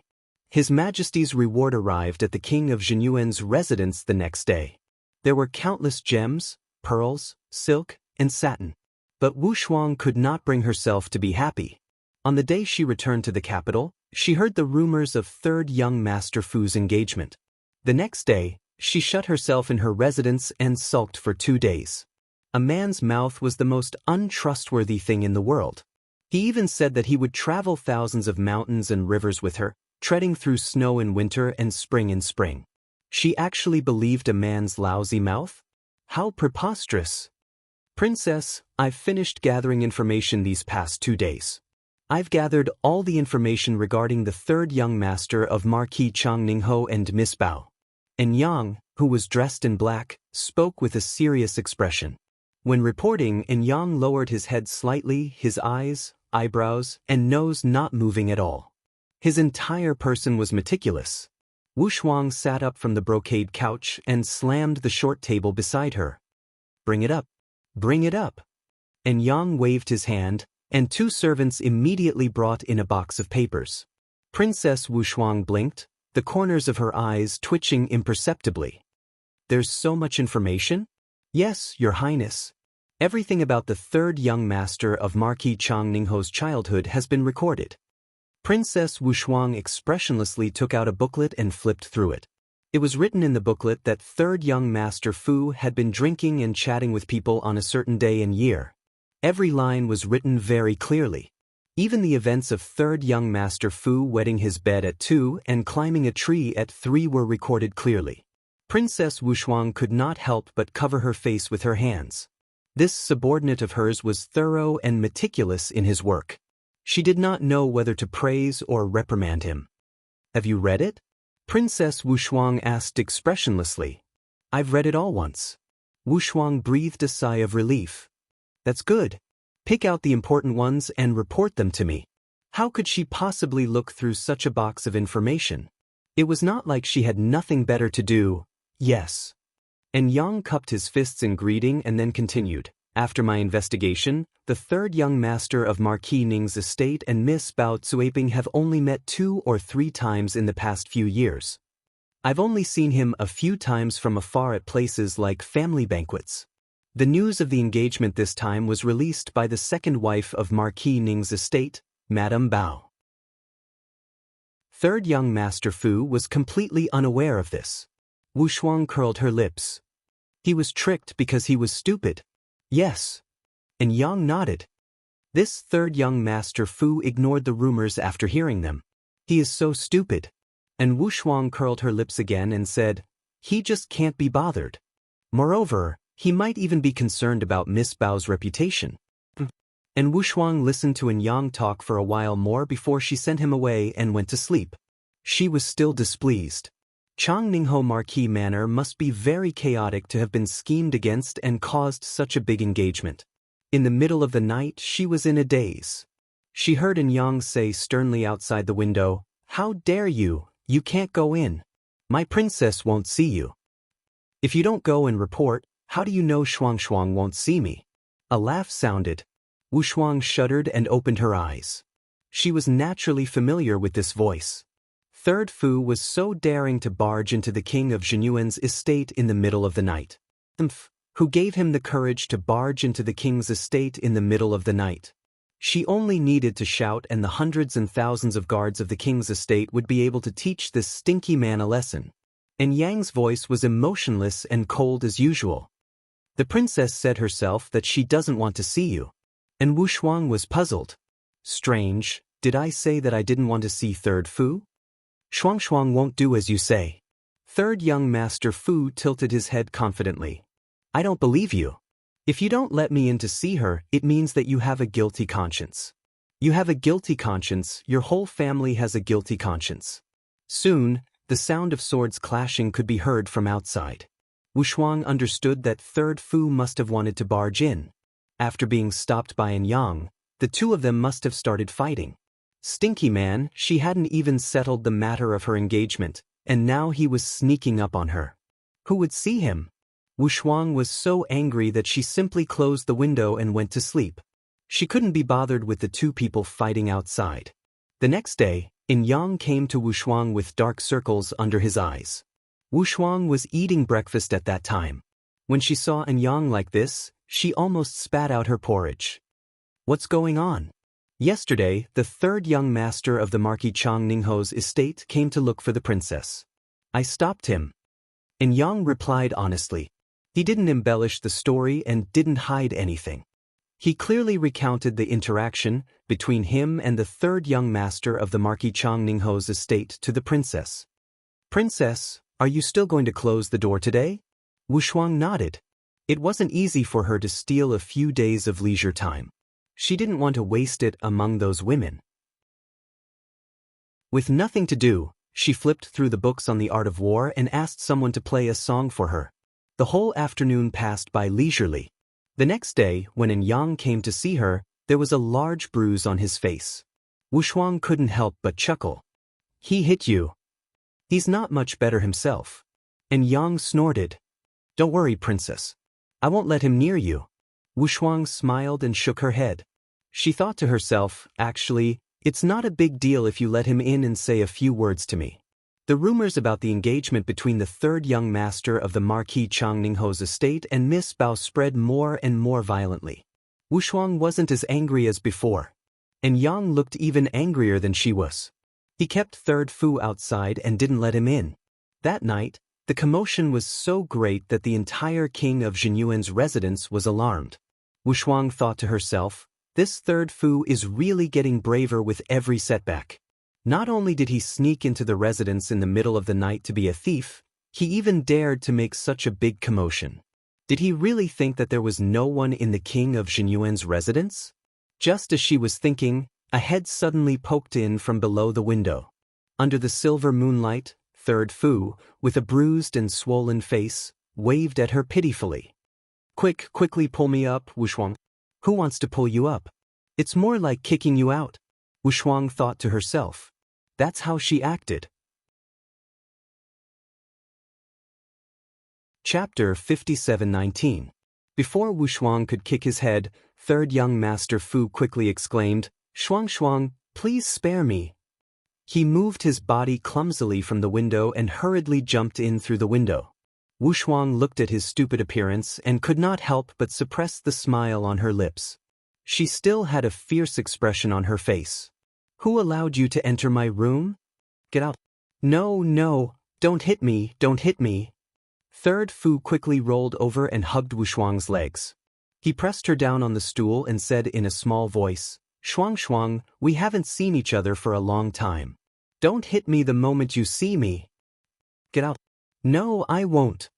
Where was the young man in white? Was he in his prime? The third Fu she met at the fortress was a fake, wasn't he? This was a shameless plaything. Third young master Fu quickly carried Princess Wu Shuang and got up. He quickly ran to the small room and pulled the door open. He grabbed her hand and swore, Shuang, don't believe the rumors outside. They are all nonsense. I can swear to God that I only like Shuang in my life. If I want to marry a wife, I will marry Shuang. Although Wu Shuang was brave, she was still embarrassed by his bold and unrestrained words. Get out. This stupid man was shameless. He wanted to trick the little girl again. Shuang, I miss you day and night and can't sleep at night. Where can you get out? Wu Shuang was so angry that she reached out to hit him. Then why don't you explain? The rumors outside are so ugly. Rumors will only make things worse. It's useless to explain. So you just let them do whatever they want? Wu Shuang was so angry that her face turned red. Third young master Fu suddenly pounced over, pressed her down and kissed her. Princess Wu Shuang was a bit stunned. When she came back to her senses, she angrily pushed him away. She wiped her mouth and hit him angrily. You, scoundrel! Third Fu said pitifully, Shuang, I'm not ignoring the rumors. Instead, he wants to use a method to completely erase the rumors once and for all. Don't think that after kissing her and talking about serious matters, it means that what happened just now doesn't exist. Wu Shuang glared at him. Third young master Fu chuckled, grabbed her hand and pulled her onto his lap. Don't move. He whispered into her ear, Shuang, I'm heading to Li City to kill zombies. When I return from the Battle of Li City, I will ask His Majesty to marry you. At that time, all the rumors will be dispelled. Wu Shuang pursed her lips, her face filled with displeasure. Shuang Shuang. He reached out and rubbed her face. Can you be happier? Did you just let your stepmother spread the rumors about the engagement? She was a little angry just thinking about it. It was obviously not true, but these days, those messy rumors spread more and more like it was true.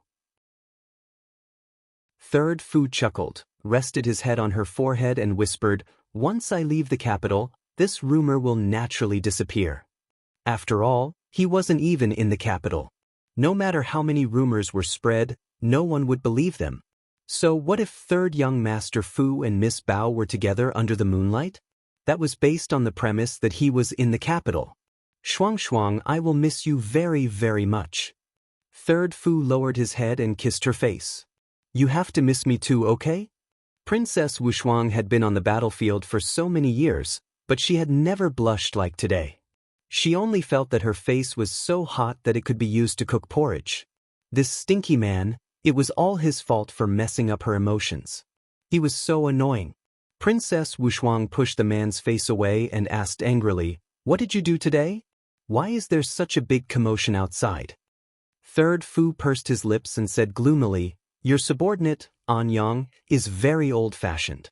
He is so young, but his temperament is like that of an old man. No matter what I say, he won't listen. He won't listen to anyone's opinion at all. He keeps stopping us from seeing each other. I'm so annoyed by him." Princess Wu Shuang looked at him expressionlessly. "An Yang has been by my side since I was young. He's like my own younger brother. Okay, then I will also treat him like my own younger brother in the future." Third young Master Fu pursed his lips again. "Don't change the topic." Princess Wu Shuang poked him, annoyed and amused. "What did you do to ruin things? I just heard the housekeeper shouting outside." Third Fu blinked and put on a very innocent expression. "It's nothing. It's just that I entered the king of Jinyuan's residence alone. If I wanted to see you, I had no choice but to ask a friend for help." "Who?" Third young Master Fu said seriously, "I brought 5 or 6 golems over to play with An Yang." At the same time, there was a commotion outside the princess's bedroom. More than a dozen guards of the king of Jinyuan's residence were fighting with 5 or 6 golems. An Yang's sword turned sharply and slashed at a golem, but the impact caused his arm to feel slightly sore and numb. Princess Wu Shuang pushed open the window and saw that the outside was brightly lit. The sounds of fighting here had really alarmed the housekeeper and the guards of the king of Jinyuan's residence. She couldn't help but be speechless. "You made such a big scene. Do you want my father to kill you?" Third young Master Fu glanced at the princess pitifully. "Shuang Shuang, you must help me. Where did you get these golems?" Princess Wu Shuang's eyelids twitched slightly. She already had an answer in her heart. "Your Highness the Crown Prince." Third young Master Fu hurriedly called out. "Your Highness the Crown Prince lent them to me to woo my wife." Your Highness the Crown Prince said that back then, the relatives of the Crown Princess also stopped him from going forward and did not allow him to see the Crown Princess. So, Your Highness the Crown Prince released many golems for the relatives of the Crown Princess to fight with. When I mentioned this to Your Highness the Crown Prince, he lent me so many golems without hesitation. Third young Master Fu's expression was full of admiration. "Your Highness is really my sworn brother. There's no doubt about it." He immediately helped his brother when he was in trouble. They were definitely blood-related brothers. Princess Wu Shuang looked at the sky speechlessly. Outside, the housekeeper hurried over with a group of guards. He asked in a low voice through the window, "Princess, do you need my help?" Princess Wu Shuang hurriedly said, "No need, housekeeper. Those golems outside belong to Your Highness the Crown Prince. It's fine if you beat them up, but don't really cripple them." "Housekeeper, was Our Highness so unreliable? In the middle of the night, he let so many golems follow that little bastard from the Marquis Chang Ningho's residence to cause trouble at the king of Jinyuan's residence." "I understand." The housekeeper bowed and left. He pretended to shout, "Quickly throw out the intruders of my residence." Third young Master Fu looked at Princess Wu Shuang with a smile and lowered his head to kiss her cheek. "Shuang Shuang, when I return, I'll marry you and make you my wife." "Pooh! Princess Wushuang's cheeks were bright red as she stared blankly at his figure jumping out of the window. Chapter 5720. Third Fu carried his son with one arm and held his wife with the other as they strolled down Changle South Street. They would be going to the Holy Region in 2 days. Actually, they had already bought most of the things they needed to buy. There wasn't much to bring. Jojo's Star Region had everything, so they could just buy whatever they wanted. It was probably just to make some preparations before they left. Wushuang, on the other hand, was quite interested in shopping. She looked around and couldn't help but want to buy whatever she saw. Fu Yun lay on his father's shoulder, his big black eyes following his mother around. Big brother taught me 2 moves yesterday. They're very powerful. I tried it out with little 8 and he was knocked into the river. His father's mouth twitched. Little 8 was a big defensive turtle that his son had recently received. He had thick skin and could take hits. Father, are we going back to Marquis Changningho's estate tomorrow? I can try it on Fu Qiu and the others. Just forget it. His father looked helpless. Fu Qiu and the others hide whenever they see you. Don't you know? Why are they hiding from me? Fu Yun really didn't know. He pouted unhappily. Big brother said that we can only improve if we learn from each other.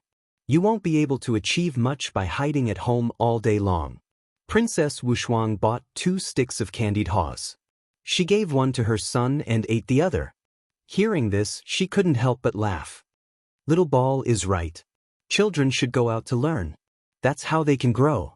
Third Fu was speechless. He carried his son and held his wife's hand as they strolled around. Every time we go back to Changningho's estate, there's such a mess. If you don't want to go back, then we won't. How can we not go back? If we don't go back, your stepmother will cry and complain that we're not filial. Fu Yun angrily took a bite of the candied haws. I don't like that, madam. When she smiles, it feels fake. From top to bottom in Changningho's estate, there's not many people that I like. Wushuang burst into laughter and raised her hand to rub her son's little head. Who can catch your eye? My big brother. Fu Yun had a look of admiration on his face. My big brother will definitely be the most powerful person in the world in the future. His big brother was only 2 years older than him, but his cultivation had already reached the peak of perfection. He had to admit that his big brother was extremely powerful. Third Fu couldn't help but sigh. Son, you can't always use the little dumpling as your standard. Xiao Tuanzi was truly one of a kind in the world. If you used him as your standard for everything, there was a 99% chance that the rest of you wouldn't be able to catch your eye. Fu Yun nodded. Big brother said the same thing. He was already trying his best to improve it. He was trying his best not to use Big Brother as the standard for everything. But there was nothing he could do about it. It was a habit that had been formed for a long time, and he couldn't change it. The next day, the Wushuang family of 3 returned to the Changningho estate. Ever since they got married, they had been living in the official residence of the first-grade protector of the nation, which was bestowed by His Majesty. She would return home once every 2 months and send some gifts during festivals. Her relationship with Marquis Ning's manor was basically like that. It was neither too far nor too close. Princess Wushuang's status was noble, so she naturally didn't need to greet the second madam of the Changningho estate, Madame Bao, by offering tea. Madame Bao couldn't control her even if she wanted to. These years, their relationship was neither good nor bad. Ever since the crown prince ascended the throne, Third Fu and Wushuang had become the new emperor's right-hand men. Madame Bao couldn't do anything to them. Now that the situation had changed, everyone in the estate fawned over the third young master and the princess when they returned. No one dared to look down on them. Even Changningho would greet his son and daughter-in-law with a smile on his face. He no longer dared to be jealous of Third Fu as he used to be. When Madame Bao saw that her stepson was living like a fish in water, her heart itched with hatred, but there was nothing she could do. She wanted them to come back every 2 or 3 days to be scolded, but every time they came back, she was the one who was almost angered to death. When the third young master returned to the Changningho estate, he took his wife and son to his own courtyard. His courtyard at the Changningho estate wasn't very big and couldn't be compared to Madame Bao's precious son, Fourth Fu. But they didn't come back often, so this courtyard was enough for them to stay for 2 or 3 days. Little Fu Yun couldn't sit still. When he entered the room, he rolled around on the bed, calling out, "Mother, mother, can I go out and play with Little Black?" Princess Wushuang said helplessly, "We'll stay here for 2 days. The day after tomorrow, we'll leave for the holy region. You can play to your heart's content then. But you have to be good at the Changningho estate for the next 2 days. Don't cause trouble for your father, okay?" Fu Yun pouted her little mouth and was a little unhappy. In the palace, he was a little bully.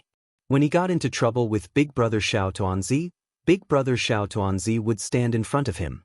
But every time he entered the Changningho estate, his mother would make him timid and not allow him to do this or that. He hated the Changningho estate the most and wanted to never come back. When he came back, he always wanted to hit his brothers who were a few years older than him, Princess. A maidservant walked in with a complicated expression on her face. When Wushuang saw her expression, she immediately understood. "Is concubine Bao here?"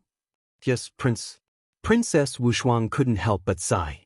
Every time concubine Bao saw her, she would take her hand and cry.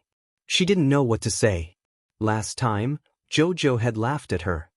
"Why do you care about that person? They're all crazy people. If you care about them, she'll pester you instead." Princess Wushuang was filled with regret. Just because she had helped concubine Bao last time, she had caused a huge problem for herself. Bao Cuiping walked through the door while sobbing. At first, she looked around the room. When she found that Wushuang was alone, she threw herself at her and knelt down at her feet. Princess, you have to save me this time. There's no way for me to survive in the Changningho estate." Wushuang couldn't help but press her head. The person in front of her was 4th young master Fu's true love, Miss Bao.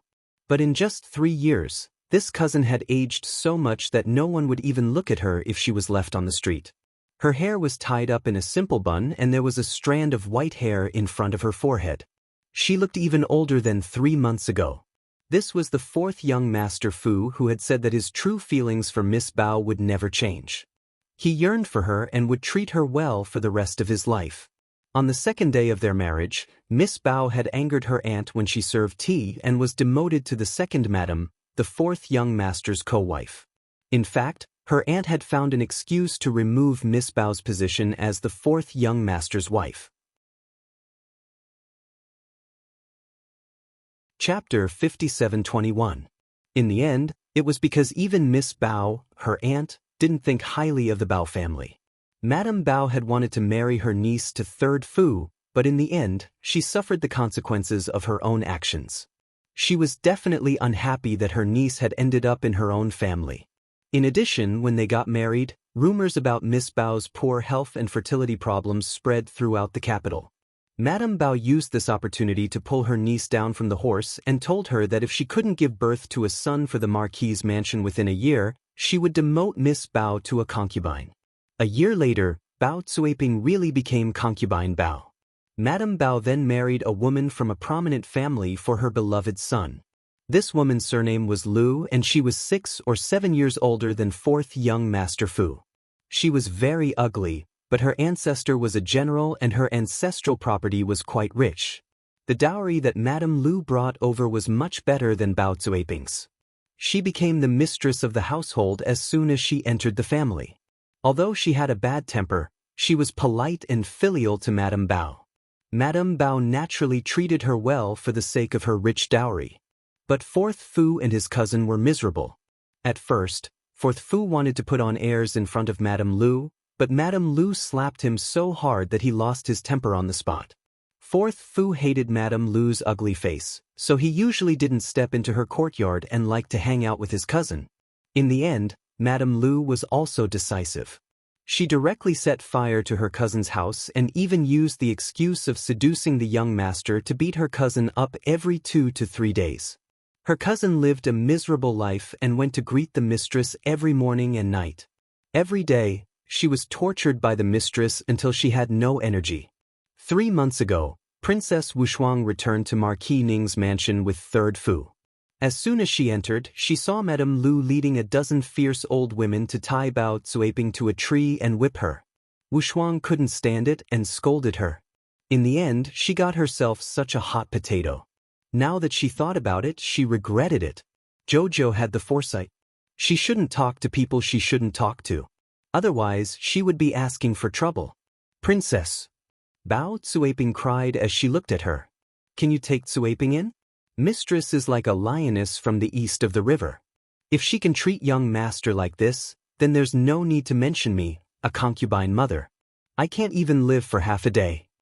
Wushuang was annoyed to death, but on the surface she said calmly, You are the concubine mother of the fourth master of the Marquis Chang Ning Fu. Why should I take you in? This Miss Bao was as troublesome as ever. She didn't even mind that she was bringing trouble to others by saying such things. That old woman is in her early 30s and can't get married. My aunt took a fancy to her family background and generous dowry, so she welcomed her into the family.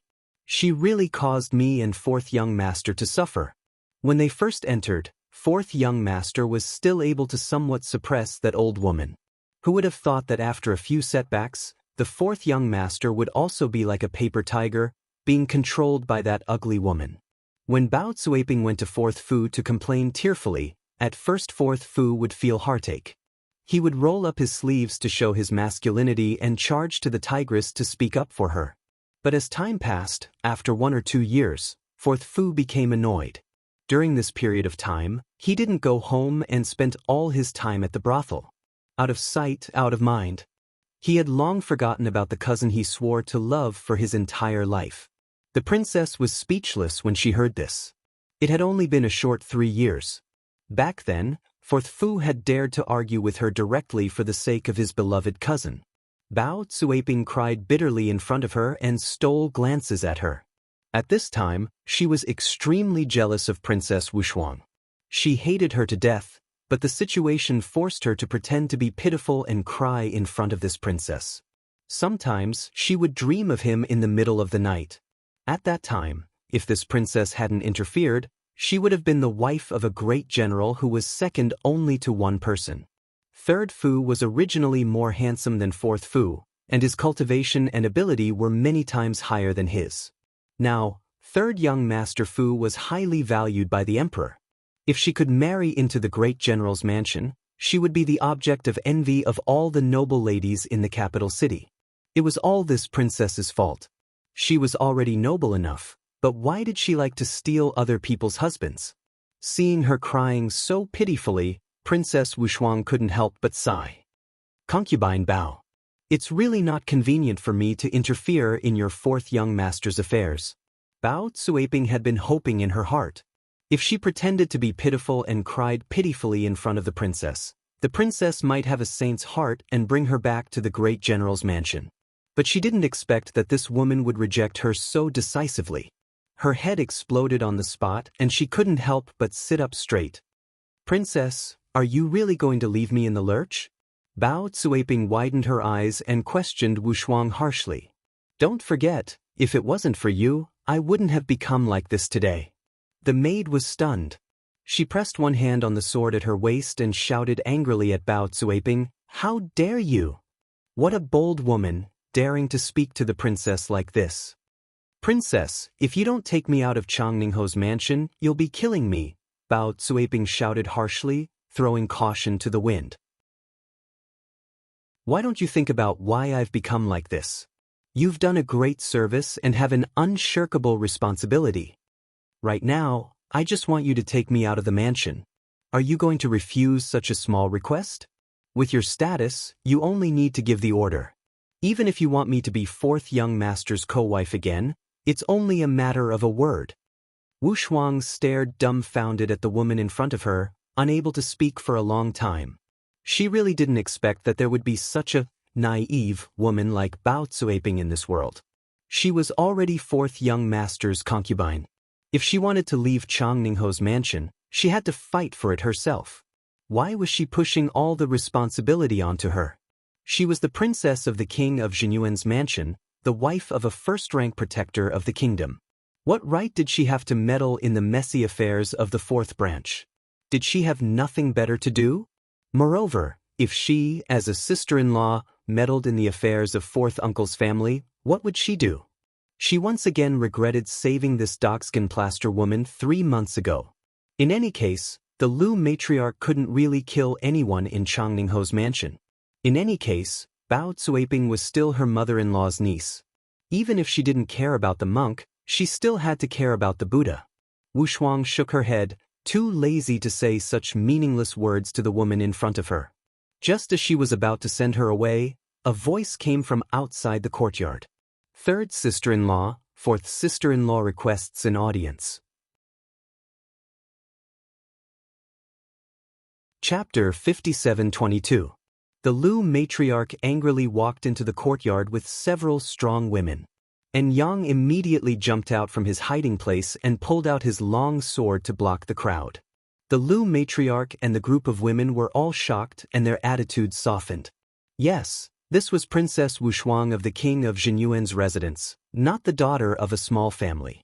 Princess Wu Shuang had truly experienced the battlefield and life and death. She was someone who could pull out her sword and kill at any time. When the Lu matriarch thought of this, she couldn't help but break out in a cold sweat. When she heard that the little bitch Bao had come to the princess to complain, she was so angry that she didn't have time to think too much and hurried over with her people. When she saw the situation in the courtyard, she calmed down. The Lu matriarch carefully bowed to the princess. Sister-in-law greets third sister-in-law. Princess Wu Shuang raised her eyes to look at her. The Lu matriarch's appearance was very coarse. She had a big face, a flat nose, and a pair of small eyes that weren't very decent. How could a playboy like Fourth Fu take a fancy to such an unattractive woman? However, the Lu matriarch wasn't a completely unscrupulous person. She didn't call her princess and instead called her third sister-in-law. That was telling her that they were only going to discuss family matters today. Since she was the Lu matriarch's third sister-in-law, she couldn't use her status as a princess to pressure her. However, from beginning to end, the princess had never thought of using her status to pressure the Lu matriarch. She also wouldn't go tit for tat with the Lu matriarch for concubine Bao. Because it hadn't reached that stage yet and concubine Bao wasn't anyone to her. She had only saved her last time. But now, in order to save concubine Bao, she had to implicate herself against the fourth branch and cause trouble for her husband. There was absolutely no need. Fourth sister-in-law, take her back. The Lu matriarch was slightly delighted when she saw the princess waving her hand in an extremely amiable manner. It seemed that the imperial daughter did not believe Madame Bao's one-sided words and insisted on standing up for Madame Bao against her. When concubine Bao heard the princess's words, it was as if the sky was about to collapse. She collapsed on the ground and cried and made a fuss. "Princess, you're really not going to save me. How can I survive when I go back? She will beat me to death." She was still hoping that the princess would take her to the general's residence. Wu Shuang looked at Madame Bao's hopeful eyes and immediately looked away in disgust. What a joke! Did Madame Bao still have some improper thoughts about Third Fu? Mrs. Lu immediately shouted fiercely, "You only have yourself to blame if I kill you. Hurry up and tie this little bitch back. Don't let her mess around in Third Master's court." Yes. A few old nannies immediately rolled up their sleeves to catch her. They had long been trained to catch people, especially when it came to catching a weak woman like concubine Bao. Every time he caught her, it was as if he was carrying a chicken as he dragged her out. Concubine Bao cried and screamed, kicking and throwing everywhere. "Help! Mistress was so vicious that she wanted to kill him. Your Highness, you're not going to save him." The head maidservant beside the princess immediately became angry. "What are you shouting about? Your Highness, I was wrong to save you. What a shameless thing." As a concubine, she didn't respect the mistress. No wonder the mistress made things difficult for her. Wu Shuang looked coldly at Bao Cuiping.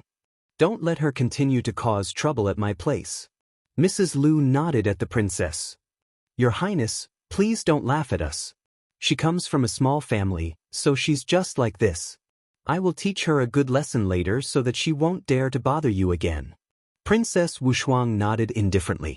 At this point, she had completely lost her patience with Bao Zuiping. Take her back. She didn't want to care about the fourth branch's matters. She didn't want to cause trouble for herself. Mrs. Lu gave a meaningful look to the other nannies and ordered them to gag Madame Bao's mouth and drag her out. At this time, someone stumbled into the room and shouted angrily at Mrs. Lu, "Mrs. Lu, what are you doing now? Fourth young master, you can't barge in. This is third master's courtyard. Get out of the way." Fourth Fu waved away a servant's hand and strode in. He pointed to the sky and shouted, "Where's Third Fu? Third Fu, tell him to come out and see me." Third young master Fu, who was practicing calligraphy with his son in his study, couldn't help but frown when he heard the commotion outside getting louder. A guard hurriedly reported, "General, fourth young master Fu has barged in and is shouting in the courtyard." Third Fu's face immediately turned cold. He carried his son and walked out. Fourth Fu dared to barge into his courtyard. He clearly didn't take him, the third young master, seriously. Little Fu Yun asked cutely, "Daddy, is that annoying uncle here again? Can I hit him?" Third Fu rubbed his son's head. "Fourth uncle is disobedient. Daddy will hit him." "All right, then I can only hit his son." The little boy nodded gloomily. "Does fourth uncle have a son?" "Not yet." Third Fu felt that his son's question was a bit funny. He didn't expect the child to say, "Then he won't be able to do it." When the guard at the side heard this, he almost burst out laughing. He nodded and praised, "Little young master is right." Third Fu's mouth twitched. He quickly walked into the courtyard and saw Wu Shuang holding a red horse whip and standing there with a cold look in her eyes. When he came out, he heard Wu Shuang say stiffly, "If you dare to take another step forward, I will break your legs." This was not a joke. The imperial princess had been on the battlefield for many years and had a dignified aura about her. Fourth Fu, a dissolute young master, couldn't help but feel a bit afraid when he saw the imperial princess. Of course, he didn't dare to take another step forward. He took a few steps back and muttered, I'm here to look for third brother. I'm not looking for you." What a fierce woman. Third brother definitely wouldn't be happy if he married such a wife. However, third brother's life was getting better and better than his. He was a general and trusted by His Majesty. Just thinking about it made him very jealous. If he had been the one who befriended the crown prince first back then, he would have been the great general now. The most hateful thing was that his mother was a second wife. Because of her status, no matter how hard he worked, he would always be suppressed by the legitimate son of the first wife. Fourth Fu was furious and looked at Third Fu angrily. "What are you doing here?" Third young master Fu asked coldly. He looked around and glanced at Madame Lu, who was standing behind him with her head lowered. "If you are here to look for fourth sister-in-law, you can take her away with you. Don't make trouble for me." Fourth young master Fu was furious. He flicked his sleeve and shouted, "Let's go." At this moment, Bao Zuiping, who was held down by the two old maids, used all her strength and finally broke free from the old maids. She cried and threw herself at Fourth Fu's feet. Cousin. Bao Zuiping cried and hugged Fourth Fu's legs. "You have to make a decision for me. Mistress humiliates and kicks me every day. I can't live anymore." Fourth Fu was shocked. He looked down and saw that it was Bao Zuiping. A trace of disdain flashed across his eyes. How did his cousin become so old and senile? There was even a strand of white hair on her temples. In the past, she had a charming face that made him happy and yearn for it. But now, this cousin seemed to have changed into another person. She was so ugly that he could hardly look at her. On the other hand, that rude and unreasonable princess Wu Shuang used to be heroic and walked like the wind. She looked like a tomboy. Now that she had given birth to a son, she showed a motherly glow. She looked heroic with a bit of gentleness. Her face also shone like pearls and jade. The more he looked at her, the more intriguing it was. In the past, he had thought that he had picked up a treasure by marrying his cousin. He didn't expect that the one who had picked up a treasure was Third Fu. After marrying the princess, Third Fu's career soared to the skies like a great rock, spreading its wings for thousands of miles. Now that the princess had given him a son, he was really lucky. He had a wife, a son, and a high position. Just thinking about it made him grit his teeth. Go away. Fourth young master Fu kicked his cousin angrily and kicked her to the side. Third Fu wasn't the only one who was surprised. Princess Wushuang, who was beside him, was even more direct. Her mouth opened slightly in shock. Fourth Fu. Princess Wushuang couldn't help but ask in confusion, "Did you forget what you said before? Didn't you say that you would cherish your cousin forever? Why did you change your mind in just 3 years?" This was too exaggerated. If she hadn't seen Fourth Fu's performance with her own eyes, and Wushuang wouldn't have associated this person with the Fourth Fu from 3 years ago. 3 years ago, Fourth Fu had been so affectionate and gentle to his cousin. What was going on? 3 years had passed in the blink of an eye.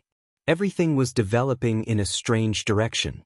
Bao Cuiping sobbed, "Your Highness, did you see that? That heartless person has long forgotten our vows. Back then, it was the Empress Dowager who arranged my marriage to Fourth Young Master. Their family treated me like this and disregarded the Empress Dowager's imperial edict. Princess Wushuang didn't want to hurt this woman anymore. She felt that, this person was a bit pitiful. But even pitiful people had their detestable sides. She could be considered as asking for it. Back then, Bai Wuxia had made an imperial edict to pair the two of them together. After that, he had long forgotten about this matter. How could he really support this Miss Bao? It was simply wishful thinking. Moreover, the Empress Dowager and the Emperor Emeritus were wandering around leisurely. They were rarely in the capital city. Even if Bao Cuiping really wanted to ask the Empress Dowager for help, she didn't know where to find her. The black-hearted Marquis Ning's estate. Bao Cuiping covered her face and sobbed. They said they would cherish me for a lifetime, but in the end, it was all lies. Fourth Fu was very embarrassed. He kicked her and scolded, "What are you blabbering about? Hurry and shut up. Why don't you take a look at your old appearance? Which man would cherish something like you? Moreover, in the first 2 years, when had he not treated his cousin well? When the Lu madam married into the family, Bao Cuiping cried and begged him for help every day. When had he not stood up for her? But after many times, he was annoyed and didn't have the mood to be long-winded about Bao Cuiping's matters. Later, the newly opened brothel added a few stunning beauties that charmed him. He often didn't return home at night and rarely went home. Who would have thought that when he came back half a year ago, Bao Cuiping was so old that she looked like a haggard old woman? This frightened him. This kind of woman was not like his beautiful cousin. She was simply dirtying his eyes. Naturally, he had to keep a respectful distance. Bao Cuiping sobbed and complained, "I was tortured by the Lu madam until I was neither human nor ghost. If it weren't for your incompetence, I wouldn't have become like this. Even now, you still despise me. You're heartless, Fourth Fu." She hated this man to the core. This man had ruined her life. Fourth Fu looked embarrassed. He turned to the women and said, "What are you waiting for? Hurry and take them away." Princess Wushuang shook her head. She couldn't help but sigh as she watched the 3 people pulling and swearing as they walked out. They're really a bunch of weirdos. Fourth Fu and the Lu madam quarreled all the way. Bao Cuiping's cries could be heard from time to time. They were truly a resentful couple. Third Fu snorted. "Close the courtyard door. Don't let these people in again. They're making so much noise that it's dirty to the eyes." After speaking, he took his wife's hand and lowered his head to ask, "Shuang, what's wrong?" She looked as if she was thinking about something. He reached out to touch his wife's face and called out to Shuang. Wushuang glanced at him. "Your brother is always complaining that his cousin has become ugly. Are all men like this? After a woman's beauty has faded, they don't like her at all? I don't know about other people, but I'm not like this." Third Fu smiled at her. Besides, Fourth Fu himself deserves a lot of credit for his cousin becoming so ugly. Who else can he blame? To be able to make a woman become so ugly after being married to him for 3 years, he must be quite capable. A real good man, such as your husband, will only make his wife more beautiful and more confident. She'll be full of sunshine and radiant. When Wushuang heard this, She couldn't help but spit at him. This man was still so shameless. In the end, he couldn't help praising himself. But when she thought about it carefully, what this guy said was very reasonable. The kind of married life after marriage would make the kind of man and woman. Whether it was a match made in heaven or a resentful couple, it all depended on how they were. Wushuang couldn't help but purse her lips and secretly smile. Let's go back tomorrow. Okay. Third Fu nodded. He didn't want to stay in this foul place any longer. It was enough for him to stay here for one day. Let's go home and get ready. We're leaving for the sacred region. The couple looked at each other and smiled. Little Fu Yun couldn't help but come out from between the two of them. He said in a childish voice, "Mother, Father, I want to eat a stick of candied haw on the way back." "You little greedy cat." Wushuang pinched her son's little face and smiled gently. Chapter 57-23. In the gloomy and quiet forest. In an instant, it was disrupted by the sound of hurried footsteps. Qi Nidian, Xian Huang, and the others ran quickly. Their clothes fluttered in the wind, startling the birds on the branches and causing the grass and leaves to scatter. The wind howled in front of him, and strong gales rose in all directions. Nidian, Xian Huang, and the others slowly stopped and looked around in confusion. Only then did they realize that the road in front of them was blocked by several teams. 200 to 300 people slashed at the same time. Taking a closer look, there was a transparent mesh cover in front of them. It was like a glass bowl that was turned upside down on the ground. No matter how many air currents surged on the cover, they were all pushed back. It was safe and sound. However, the group of players who had exerted their strength were in a miserable state. Howls of anguish could be heard everywhere as everyone was flung away by the recoil and fell to the ground in all directions. Nidian, Xian Huang, and the others stood diagonally opposite them. They looked coldly at the people who were crazily slashing at the transparent mesh cover. When the crowd retreated a little, they realized that there was something in the mesh cover. To be exact, it was a little girl who was kneeling on the ground. Her face was so pale that it was almost transparent. She looked like she was 7 years old. Her hands were tightly grasping a big sword that was even longer than her body. Her dark eyes were filled with mist. On her thin little face, they looked exceptionally large. Her hands seemed to be exerting all their strength, so much so that her whole body was trembling. Beside her, there was an animal that was covered in a faint white fluorescent light. It was unknown whether it was dead or alive. It was shaped like a deer.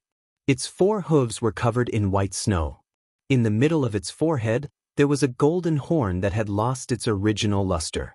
Nitian's pupils suddenly shrank. Xian Huang looked into the distance and fell on the little girl in the glass cover. To be exact, it fell on the big sword that she was tightly grasping. Her eyes narrowed.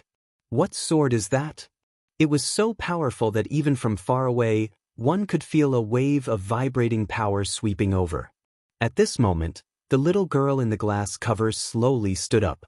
Her messy hair covered the tip of her forehead. On her almost transparent pale face, there was a pair of dead eyes and a small lip that was bitten to the point that it was bloodless. Not good. Xian Huang's expression changed. Without waiting for Nidian to speak, she had already shot forward. Retreat. Hundreds of people at the scene changed their expressions and quickly retreated. At the same time, the big sword in the little girl's hand instantly pierced through the glass cover and flew towards the nearest crowd. There was a soft whooshing sound, and a buzzing vibration could be heard in the air. The bodies of the 7 people nearby had already been pierced through one by the giant sword. There was a bloody hole in the chest of the 7 people, and they fell to the ground dead on the spot. When the other people in the group saw this, they were all stunned. They retreated in panic and hurriedly scattered in all directions. It's the Fuxi sword. There are records in the primordial records of the continent and the general history of the continent, but there are only a few words. The Fuxi sword was a treasure formed by the spiritual energy of heaven and earth at the beginning of the chaos. However, this has always been a legend. The Fuxi sword's immense power is beyond that child's control. Against the heavens' gaze followed Xian Huang closely, only to see her arrive in front of the glass cover in a flash. In the next instant, he had already entered the cover. He pressed down on the little girl's body with one hand and said in a deep voice, "Nonsense. You're forcefully controlling a weapon that's tens of thousands of times stronger than you. Do you not want to live anymore?" Senior sister's control of the power of space is getting purer and purer. The fastest speed in the world was teleportation. In a breath, one could travel thousands of miles. How carefree was that? However, as soon as Xian Huang finished speaking, the little girl suddenly spat out a large mouthful of blood. Her body trembled and swayed. Her entire little face became more transparent like a piece of paper. It was so thin that it seemed like it could break at any time. Xian Huang's hand was like lightning.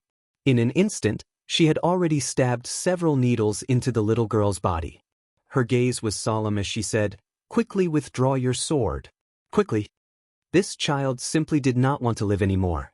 However, this stubbornness and unyielding character reminded her of when she had just arrived at an unfamiliar place and was surrounded by strong enemies. She had also walked with difficulty like this. Thinking of this, Xian Huang's gaze could not help but soften a little. The little girl fell down exhausted, but her body was firmly supported by Xian Huang's hand. The flying sword that was rampaging outside like cutting vegetables and melons, killing everyone it saw, turned back with a whoosh. On the other hand, Xian Huang half-squatted and hugged the little girl whose eyes were tightly shut. Xian Huang raised her eyes and coldly stared at the floating fushi sword that was releasing a huge amount of energy and reeking of blood. "Quickly withdraw it." Xian Huang's face was cold as she checked the child's pulse. In the next second, a trace of astonishment flashed across her eyes. As if she did not believe it, she reached out to check the little girl's pulse again. Then, she retracted her hand and looked at the girl with a flicker in her eyes. There was no pulse. She looked at the child. The cold pond, the blue waves, and the watery eyes. That kind of clarity and coldness, that kind of darkness and solitude, and that kind of insight into the world. How bleak and sad her heart must be. This should also be a child with a story. Swoosh. The fushi sword flashed in the air and disappeared immediately. Xian Huang walked forward and looked at the dying animal beside the little girl. Unfortunately, the golden horn on its forehead had completely lost its color. The fur on its body had also darkened. All of this indicated that this descendant of the white unicorn with the orthodox bloodline had been dead for a long time. No wonder the surrounding people went crazy and attacked the little girl and the unicorn without any regard for their lives. It was said that one could obtain the power of the white unicorn's bloodline by obtaining its blood. Even if it was just a legend, it could still make people go crazy. Xian Huang and Against the Skies swept their gazes across the people in front of them. They were inhumane. For a groundless legend and a cup of the white unicorn's blood, they despicably besieged such a young girl. At this moment, Xian Huang, who was inside the light shield, was about to reach out to touch the dead white unicorn. However, the little girl used all her strength to push it away. Her small body pounced on the white unicorn and hugged it tightly, not allowing anyone to touch it. Xian Huang smiled helplessly and raised her hand to rub the little girl's messy head. She said softly, "Silly child, if you don't move away, how can I cut out its child?" The little girl paused and suddenly turned to look at Xian Huang. Her eyes were filled with strong distrust and a trace of shock. After all, looking at the white unicorn's appearance, it was impossible to tell that it was pregnant with a little unicorn. Xian Huang smiled faintly at her and reached out to pull the little girl to the side. She patted her head. "If you don't feel well, you can close your eyes. Don't force yourself."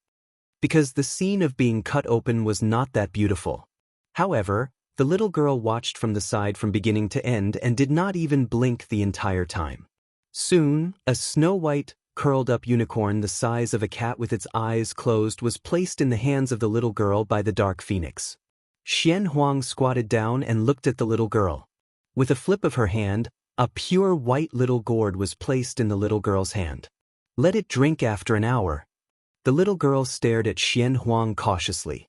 Then, she hugged the little unicorn and took a step back. The little girl hugged it tightly. Her pale lips were tightly pursed and her eyes were slightly heavy. No expression could be seen on her face.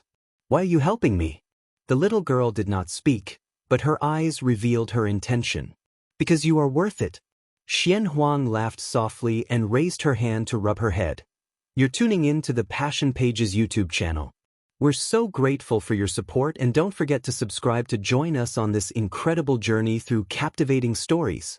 Your generosity through donations truly makes a world of difference, as it's the primary source of revenue that allows me to expand and enhance this channel for you. Thank you from the bottom of my heart for being a part of this adventure.